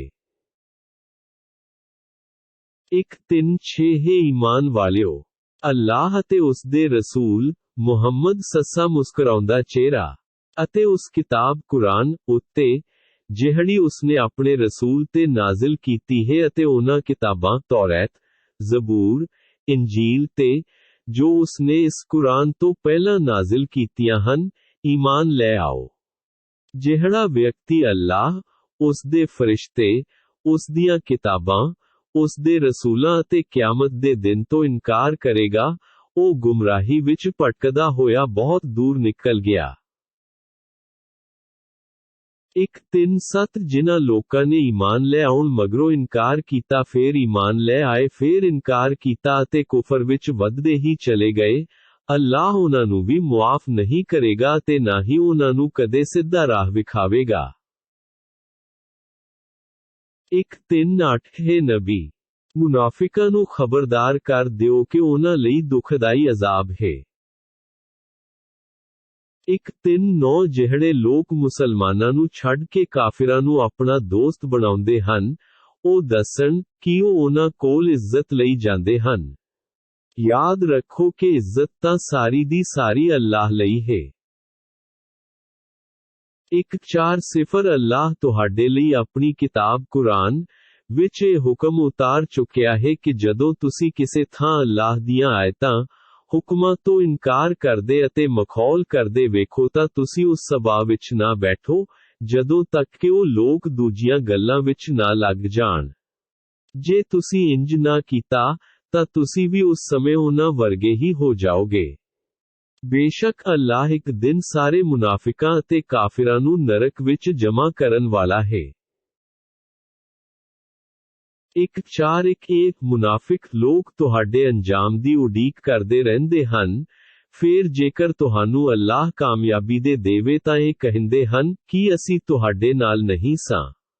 ਜੇ ਕਾਫਿਰਾਂ ਦਾ ਪੱਲਾ ਭਾਰੀ ਹੋ ਜਾਵੇ ਤਾਂ ਉਹਨਾਂ ਨੂੰ ਆਖਦੇ ਹਨ ਕਿ ਅਸੀਂ ਤੁਹਾਡੇ ਤੇ ਭਾਰੂ ਹੋਣ ਵਾਲੇ ਨਹੀਂ ਸਾਂ। ਕੀ ਅਸੀਂ ਤੁਹਾਨੂੰ ਮੁਸਲਮਾਨਾਂ ਦੇ ਹੱਥੋਂ ਨਹੀਂ ਬਚਾਇਆ? ਕਿਆਮਤ ਵਾਲੇ ਦਿਨ ਅੱਲਾਹ ਉਹਨਾਂ ਮੁਨਾਫਿਕਾਂ ਵਿਚਾਲੇ ਫੈਸਲਾ ਕਰ ਦੇਵੇਗਾ। ਅੱਲਾਹ ਕਾਫਿਰਾਂ ਨੂੰ ਈਮਾਨ ਵਾਲਿਆਂ ਵਿਰੁੱਧ ਭਾਰੂ ਹੋਣ ਦਾ ਕੋਈ ਵੀ ਰਾਹ ਨਹੀਂ ਦੇਵੇਗਾ। ਇੱਕ 4-2 ਬੇਸ਼ੱਕ ਮੁਨਾਫਿਕ ਅੱਲਾਹ ਨਾਲ ਧੋਖਾ ਕਰਦੇ ਹਨ ਜਦਕਿ ਅੱਲਾਹ ਨੇ ਹੀ ਇਹਨਾਂ ਮੁਨਾਫਿਕਾਂ ਨੂੰ ਧੋਖੇ ਵਿੱਚ ਪਾ ਛੱਡਿਆ ਹੈ।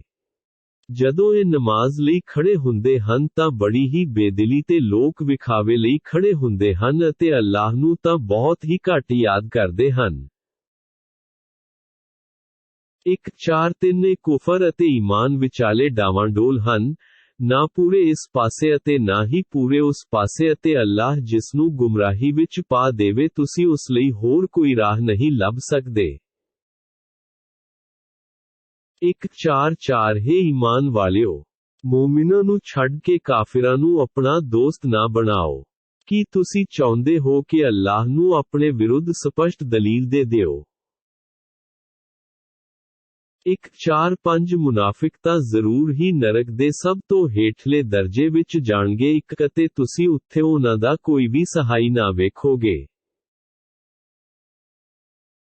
4-6 ਹਾਂ, ਜਿਹੜੇ ਇਹਨਾਂ ਵਿੱਚੋਂ ਤੌਬਾ ਕਰ ਲੈਣ ਅਤੇ ਆਪਣੇ ਵਤੀਰੇ ਦਾ ਸੁਧਾਰ ਕਰ ਲੈਣ ਅਤੇ ਅੱਲਾਹ ਦੇ ਲੜ ਲੱਗ ਜਾਣ ਅਤੇ ਧਰਮ ਨੂੰ ਅੱਲਾਹ ਵਾਸਤੇ ਖਾਲਸ ਕਰ ਲੈਣ, ਅਜਿਹੇ ਲੋਕ ਹੀ ਮੋਮਿਨਾਂ ਦੇ ਸਾਥੀ ਹੋਣਗੇ। ਅੱਲਾਹ ਮੋਮਿਨਾਂ ਨੂੰ ਛੇਤੀ ਹੀ ਬਹੁਤ ਵੱਡਾ ਬਦਲਾ ਦੇਵੇਗਾ।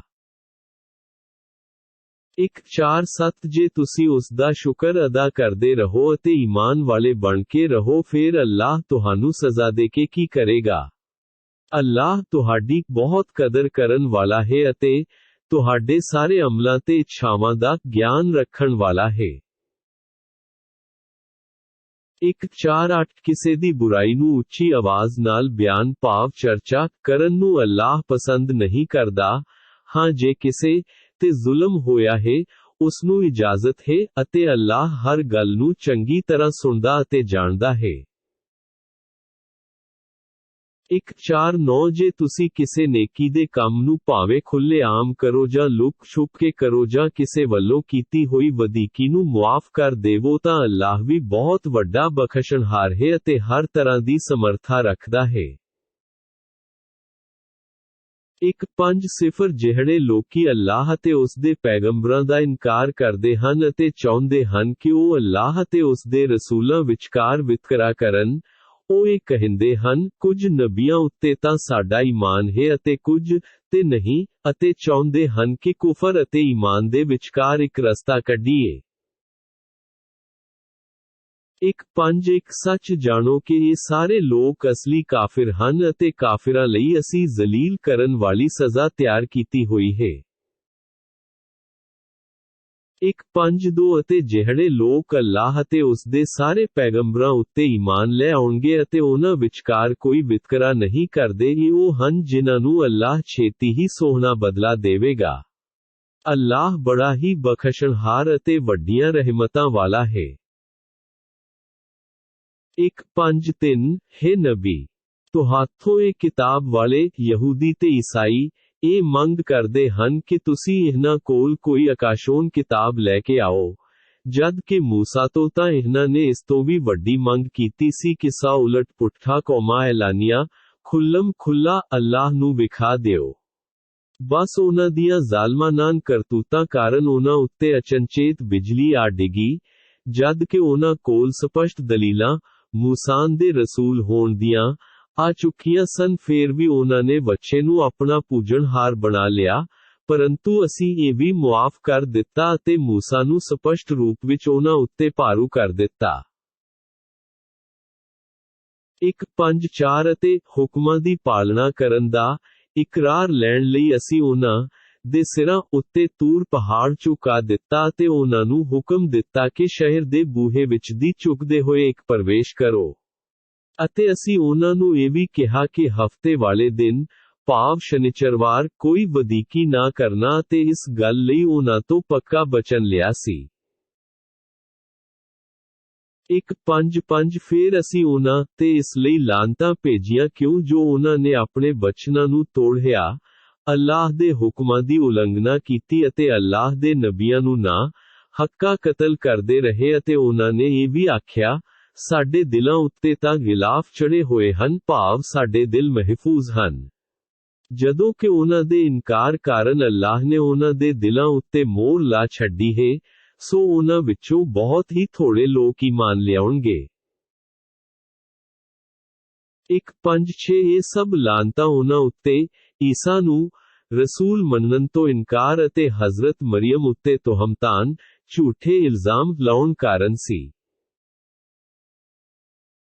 5-7 ਅਤੇ ਉਹਨਾਂ ਦੇ ਇਸ ਕਥਨ ਕਾਰਨ ਵੀ ਲਾਨਤ ਸੀ ਕਿ ਅਸੀਂ ਅੱਲਾਹ ਦੇ ਰਸੂਲ ਮਰੀਮ ਦੇ ਪੁੱਤਰ ਮਸੀਹ ਈਸਾ ਨੂੰ ਕਤਲ ਕਰ ਦਿੱਤਾ ਹੈ, ਜਦ ਕਿ ਵਾਸਤਵ ਵਿੱਚ ਨਾ ਤਾਂ ਉਹਨਾਂ ਨੇ ਉਸ ਈਸਾ ਨੂੰ ਕਤਲ ਕੀਤਾ ਅਤੇ ਨਾ ਹੀ ਉਸ ਨੂੰ ਸੂਲੀ ਤੇ ਚਾੜਿਆ, ਸਗੋਂ ਸਾਰਾ ਮਾਮਲਾ ਉਹਨਾਂ ਲਈ ਸ਼ੱਕੀ ਬਣਾ ਦਿੱਤਾ ਗਿਆ।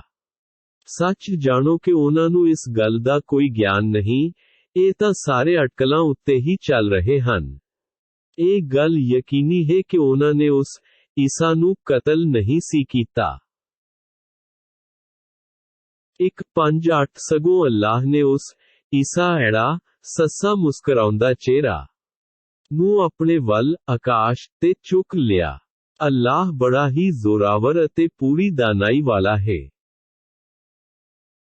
1:5-9 ਕਿਤਾਬ ਵਾਲਿਆਂ ਵਿੱਚੋਂ ਇੱਕ ਵੀ ਅਜਿਹਾ ਨਹੀਂ ਹੋਵੇਗਾ ਜਿਹੜਾ ਈਸਾ ਉੱਤੇ ਆਪਣੇ ਮਰਨ ਤੋਂ ਪਹਿਲਾਂ ਈਮਾਨ ਨਾ ਲੈ ਆਵੇ ਅਤੇ ਕਿਆਮਤ ਵਾਲੇ ਦਿਨ ਉਹ ਉਹਨਾਂ ਉੱਤੇ ਗਵਾਹ ਹੋਵੇਗਾ।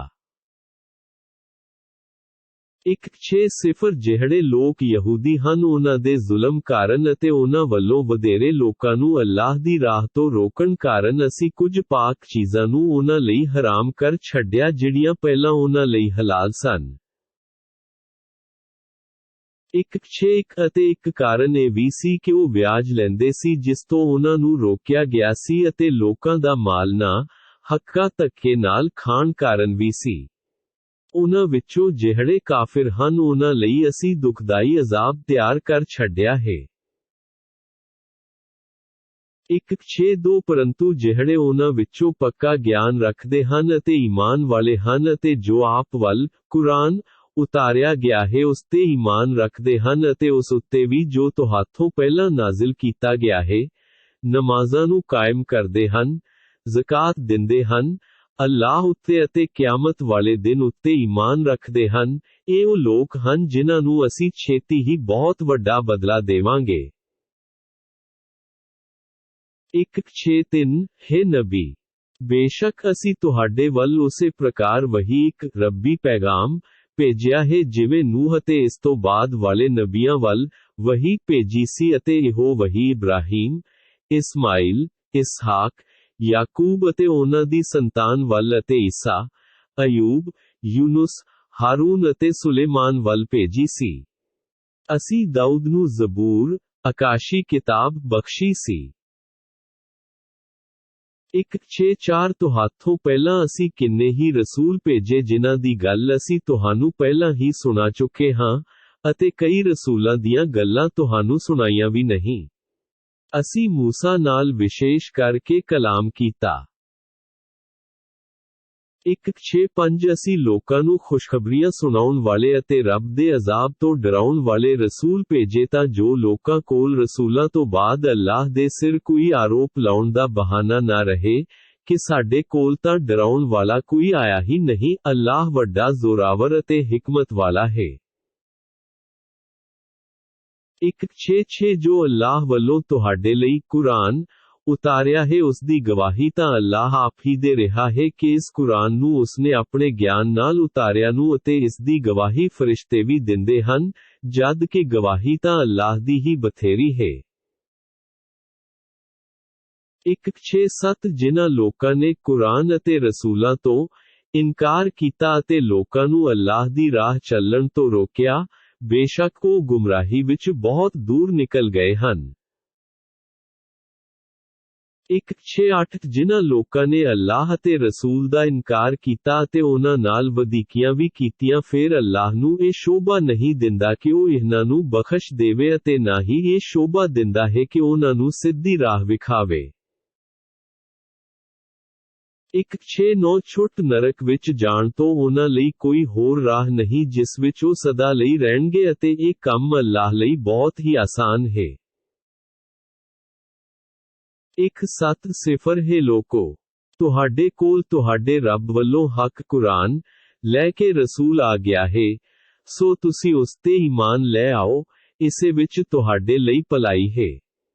ਜੇ ਤੁਸੀਂ ਈਮਾਨ ਨਹੀਂ ਲਿਆਓਗੇ ਤਾਂ ਜੋ ਵੀ ਆਕਾਸ਼ਾਂ ਅਤੇ ਧਰਤੀ ਵਿੱਚ ਹੈ ਉਹਨਾਂ ਸਭ ਦਾ ਮਾਲਿਕ ਅੱਲਾਹ ਹੈ ਅਤੇ ਅੱਲਾਹ ਹੀ ਜਾਣਨਹਾਰ ਅਤੇ ਸੂਝ-ਬੂਝ ਵਾਲਾ ਹੈ।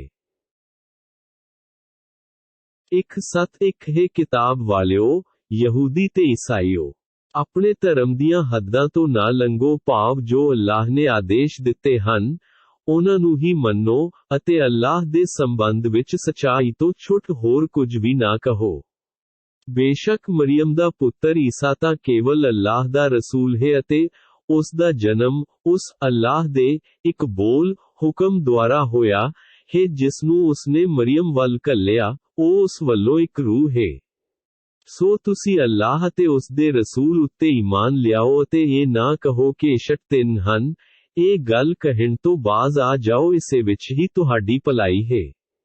ਪੂਜਣ ਯੋਗ ਤਾਂ ਕੇਵਲ ਅੱਲਾਹ ਹੀ ਹੈ ਅਤੇ ਇਸ ਗੱਲ ਤੋਂ ਪਾਕ ਹੈ ਕਿ ਉਸ ਦੇ ਕੋਈ ਔਲਾਦ ਵੀ ਹੋਵੇ। ਦਸ਼ਮਲਵ ਇੱਕ ਸਭ ਕੁਝ ਉਸੇ ਲਈ ਹੈ ਜਿਹੜਾ ਆਸਮਾਨਾਂ ਅਤੇ ਧਰਤੀ ਵਿੱਚ ਹੈ ਅਤੇ ਸਾਰੇ ਕੰਮਾਂ ਨੂੰ ਸਿਰੇ ਚਾੜ੍ਹਨ ਲਈ ਅੱਲਾਹ ਹੀ ਬਥੇਰਾ ਹੈ। ਇੱਕ ਸੱਤ ਦੋ ਅੱਲਾਹ ਦਾ ਬੰਦਾ ਹੋਣ ਵਿੱਚ ਨਾ ਤਾਂ ਮਸੀਹ ਈਸਾ ਦੀ ਕੋਈ ਹੇਠੀ ਹੈ ਅਤੇ ਨਾ ਹੀ ਅੱਲਾਹ ਦੇ ਨੇੜਲੇ ਫਰਿਸ਼ਤਿਆਂ ਦੀ ਹੀ ਕੋਈ ਹੇਠੀ ਹੈ, ਪਰ ਜਿਹੜਾ ਕੋਈ ਅੱਲਾਹ ਦੀ ਬੰਦਗੀ ਕਰਨ ਵਿੱਚ ਆਪਣੀ ਹੇਠੀ ਸਮਝਦਾ ਹੈ ਅਤੇ ਘਮੰਡ ਵੀ ਕਰਦਾ ਹੈ ਤਾਂ ਅੱਲਾਹ ਛੇਤੀ ਹੀ ਉਹਨਾਂ ਸਭ ਨੂੰ ਆਪਣੇ ਕੋਲ ਇਕੱਠਾ ਕਰੇਗਾ। ਇੱਕ ਸੱਤ ਤਿੰਨ ਇਸ ਲਈ ਜੋ ਵੀ ਲੋਕ ਈਮਾਨ ਲਿਆਏ ਅਤੇ ਚੰਗੇ ਕੰਮ ਕਰਨਗੇ ਉਹਨਾਂ ਨੂੰ ਇਸ ਦਾ ਪੂਰਾ ਬਦਲਾ ਦਿੱਤਾ ਜਾਵੇਗਾ ਅਤੇ ਆਪਣੀਆਂ ਮਿਹਰਾਂ ਸਦਕੇ ਇਸ ਵਿੱਚ ਹੋਰ ਵੀ ਵਾਅਦਾ ਕਰੇਗਾ। ਅਤੇ ਜਿਨ੍ਹਾਂ ਲੋਕਾਂ ਨੇ ਬੰਦਗੀ ਕਰਨ ਨੂੰ ਆਪਣੀ ਹੇਠੀ ਸਮਝੀ ਅਤੇ ਘਮੰਡ ਕੀਤਾ ਉਹਨਾਂ ਨੂੰ ਦਰਦਨਾਕ ਅਜ਼ਾਬ ਦਿੱਤਾ ਜਾਵੇਗਾ ਅਤੇ ਉਹਨਾਂ ਲਈ ਅੱਲਾਹ ਤੋਂ ਛੁੱਟ ਹੋਰ ਕੋਈ ਵੀ ਹਿਮਾਇਤੀ ਅਤੇ ਸਹਾਈ ਨਾ ਹੋਵੇਗਾ। ਇੱਕ ਸੱਤ ਤਿੰਨ ਇਸ ਲਈ ਜੋ ਵੀ ਲੋਕ ਈਮਾਨ ਲਿਆਏ ਅਤੇ ਚੰਗੇ ਕੰਮ ਕਰਨਗੇ ਉਹਨਾਂ ਨੂੰ ਇਸ ਦਾ ਪੂਰਾ ਬਦਲਾ ਦਿੱਤਾ ਜਾਵੇਗਾ ਅਤੇ ਆਪਣੀਆਂ ਮਿਹਰਾਂ ਸਦਕੇ ਇਸ ਵਿੱਚ ਹੋਰ ਵੀ ਵਾਅਦਾ ਕਰੇਗਾ। ਅਤੇ ਜਿਨ੍ਹਾਂ ਲੋਕਾਂ ਨੇ ਬੰਦਗੀ ਕਰਨ ਨੂੰ ਆਪਣੀ ਹੇਠੀ ਸਮਝੀ ਅਤੇ ਘਮੰਡ ਕੀਤਾ ਉਹਨਾਂ ਨੂੰ ਦਰਦਨਾਕ ਅਜ਼ਾਬ ਦਿੱਤਾ ਜਾਵੇਗਾ ਅਤੇ ਉਹਨਾਂ ਲਈ ਅੱਲਾਹ ਤੋਂ ਛੁੱਟ ਹੋਰ ਕੋਈ ਵੀ ਹਿਮਾਇਤੀ ਅਤੇ ਸਹਾਈ ਨਾ ਹੋਵੇਗਾ।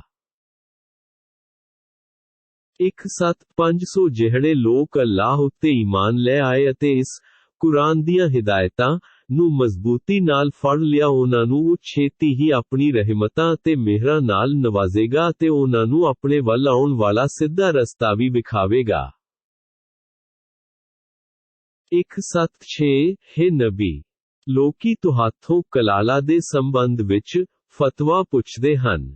ਤੁਸੀਂ ਆਖ ਦਿਓ ਕਿ ਅੱਲਾਹ ਤੁਹਾਨੂੰ ਕਲਾਲਾ ਬਾਰੇ ਦੱਸਦਾ ਹੈ ਕਿ ਜੇ ਕੋਈ ਵਿਅਕਤੀ ਮਰ ਜਾਵੇ ਅਤੇ ਉਸ ਦੀ ਔਲਾਦ ਭਾਵ ਪਰਤੱਖ ਵਾਰਿਸ ਨਾ ਹੋਵੇ ਤੇ ਉਸ ਦੀ ਇੱਕ ਹੀ ਭੈਣ ਹੋਵੇ ਤਾਂ ਉਸ ਭੈਣ ਨੂੰ ਉਸ ਦੇ ਭਰਾ ਦੇ ਛੱਡੇ ਹੋਏ ਮਾਲ ਦਾ ਅੱਧਾ ਹਿੱਸਾ ਮਿਲੇਗਾ ਤੇ ਜੇ ਭੈਣ ਬੇ ਔਲਾਦ ਮਰੇ ਤਾਂ ਉਸ ਦਾ ਭਰਾ ਉਸ ਦਾ ਵਾਰਿਸ ਹੋਵੇਗਾ।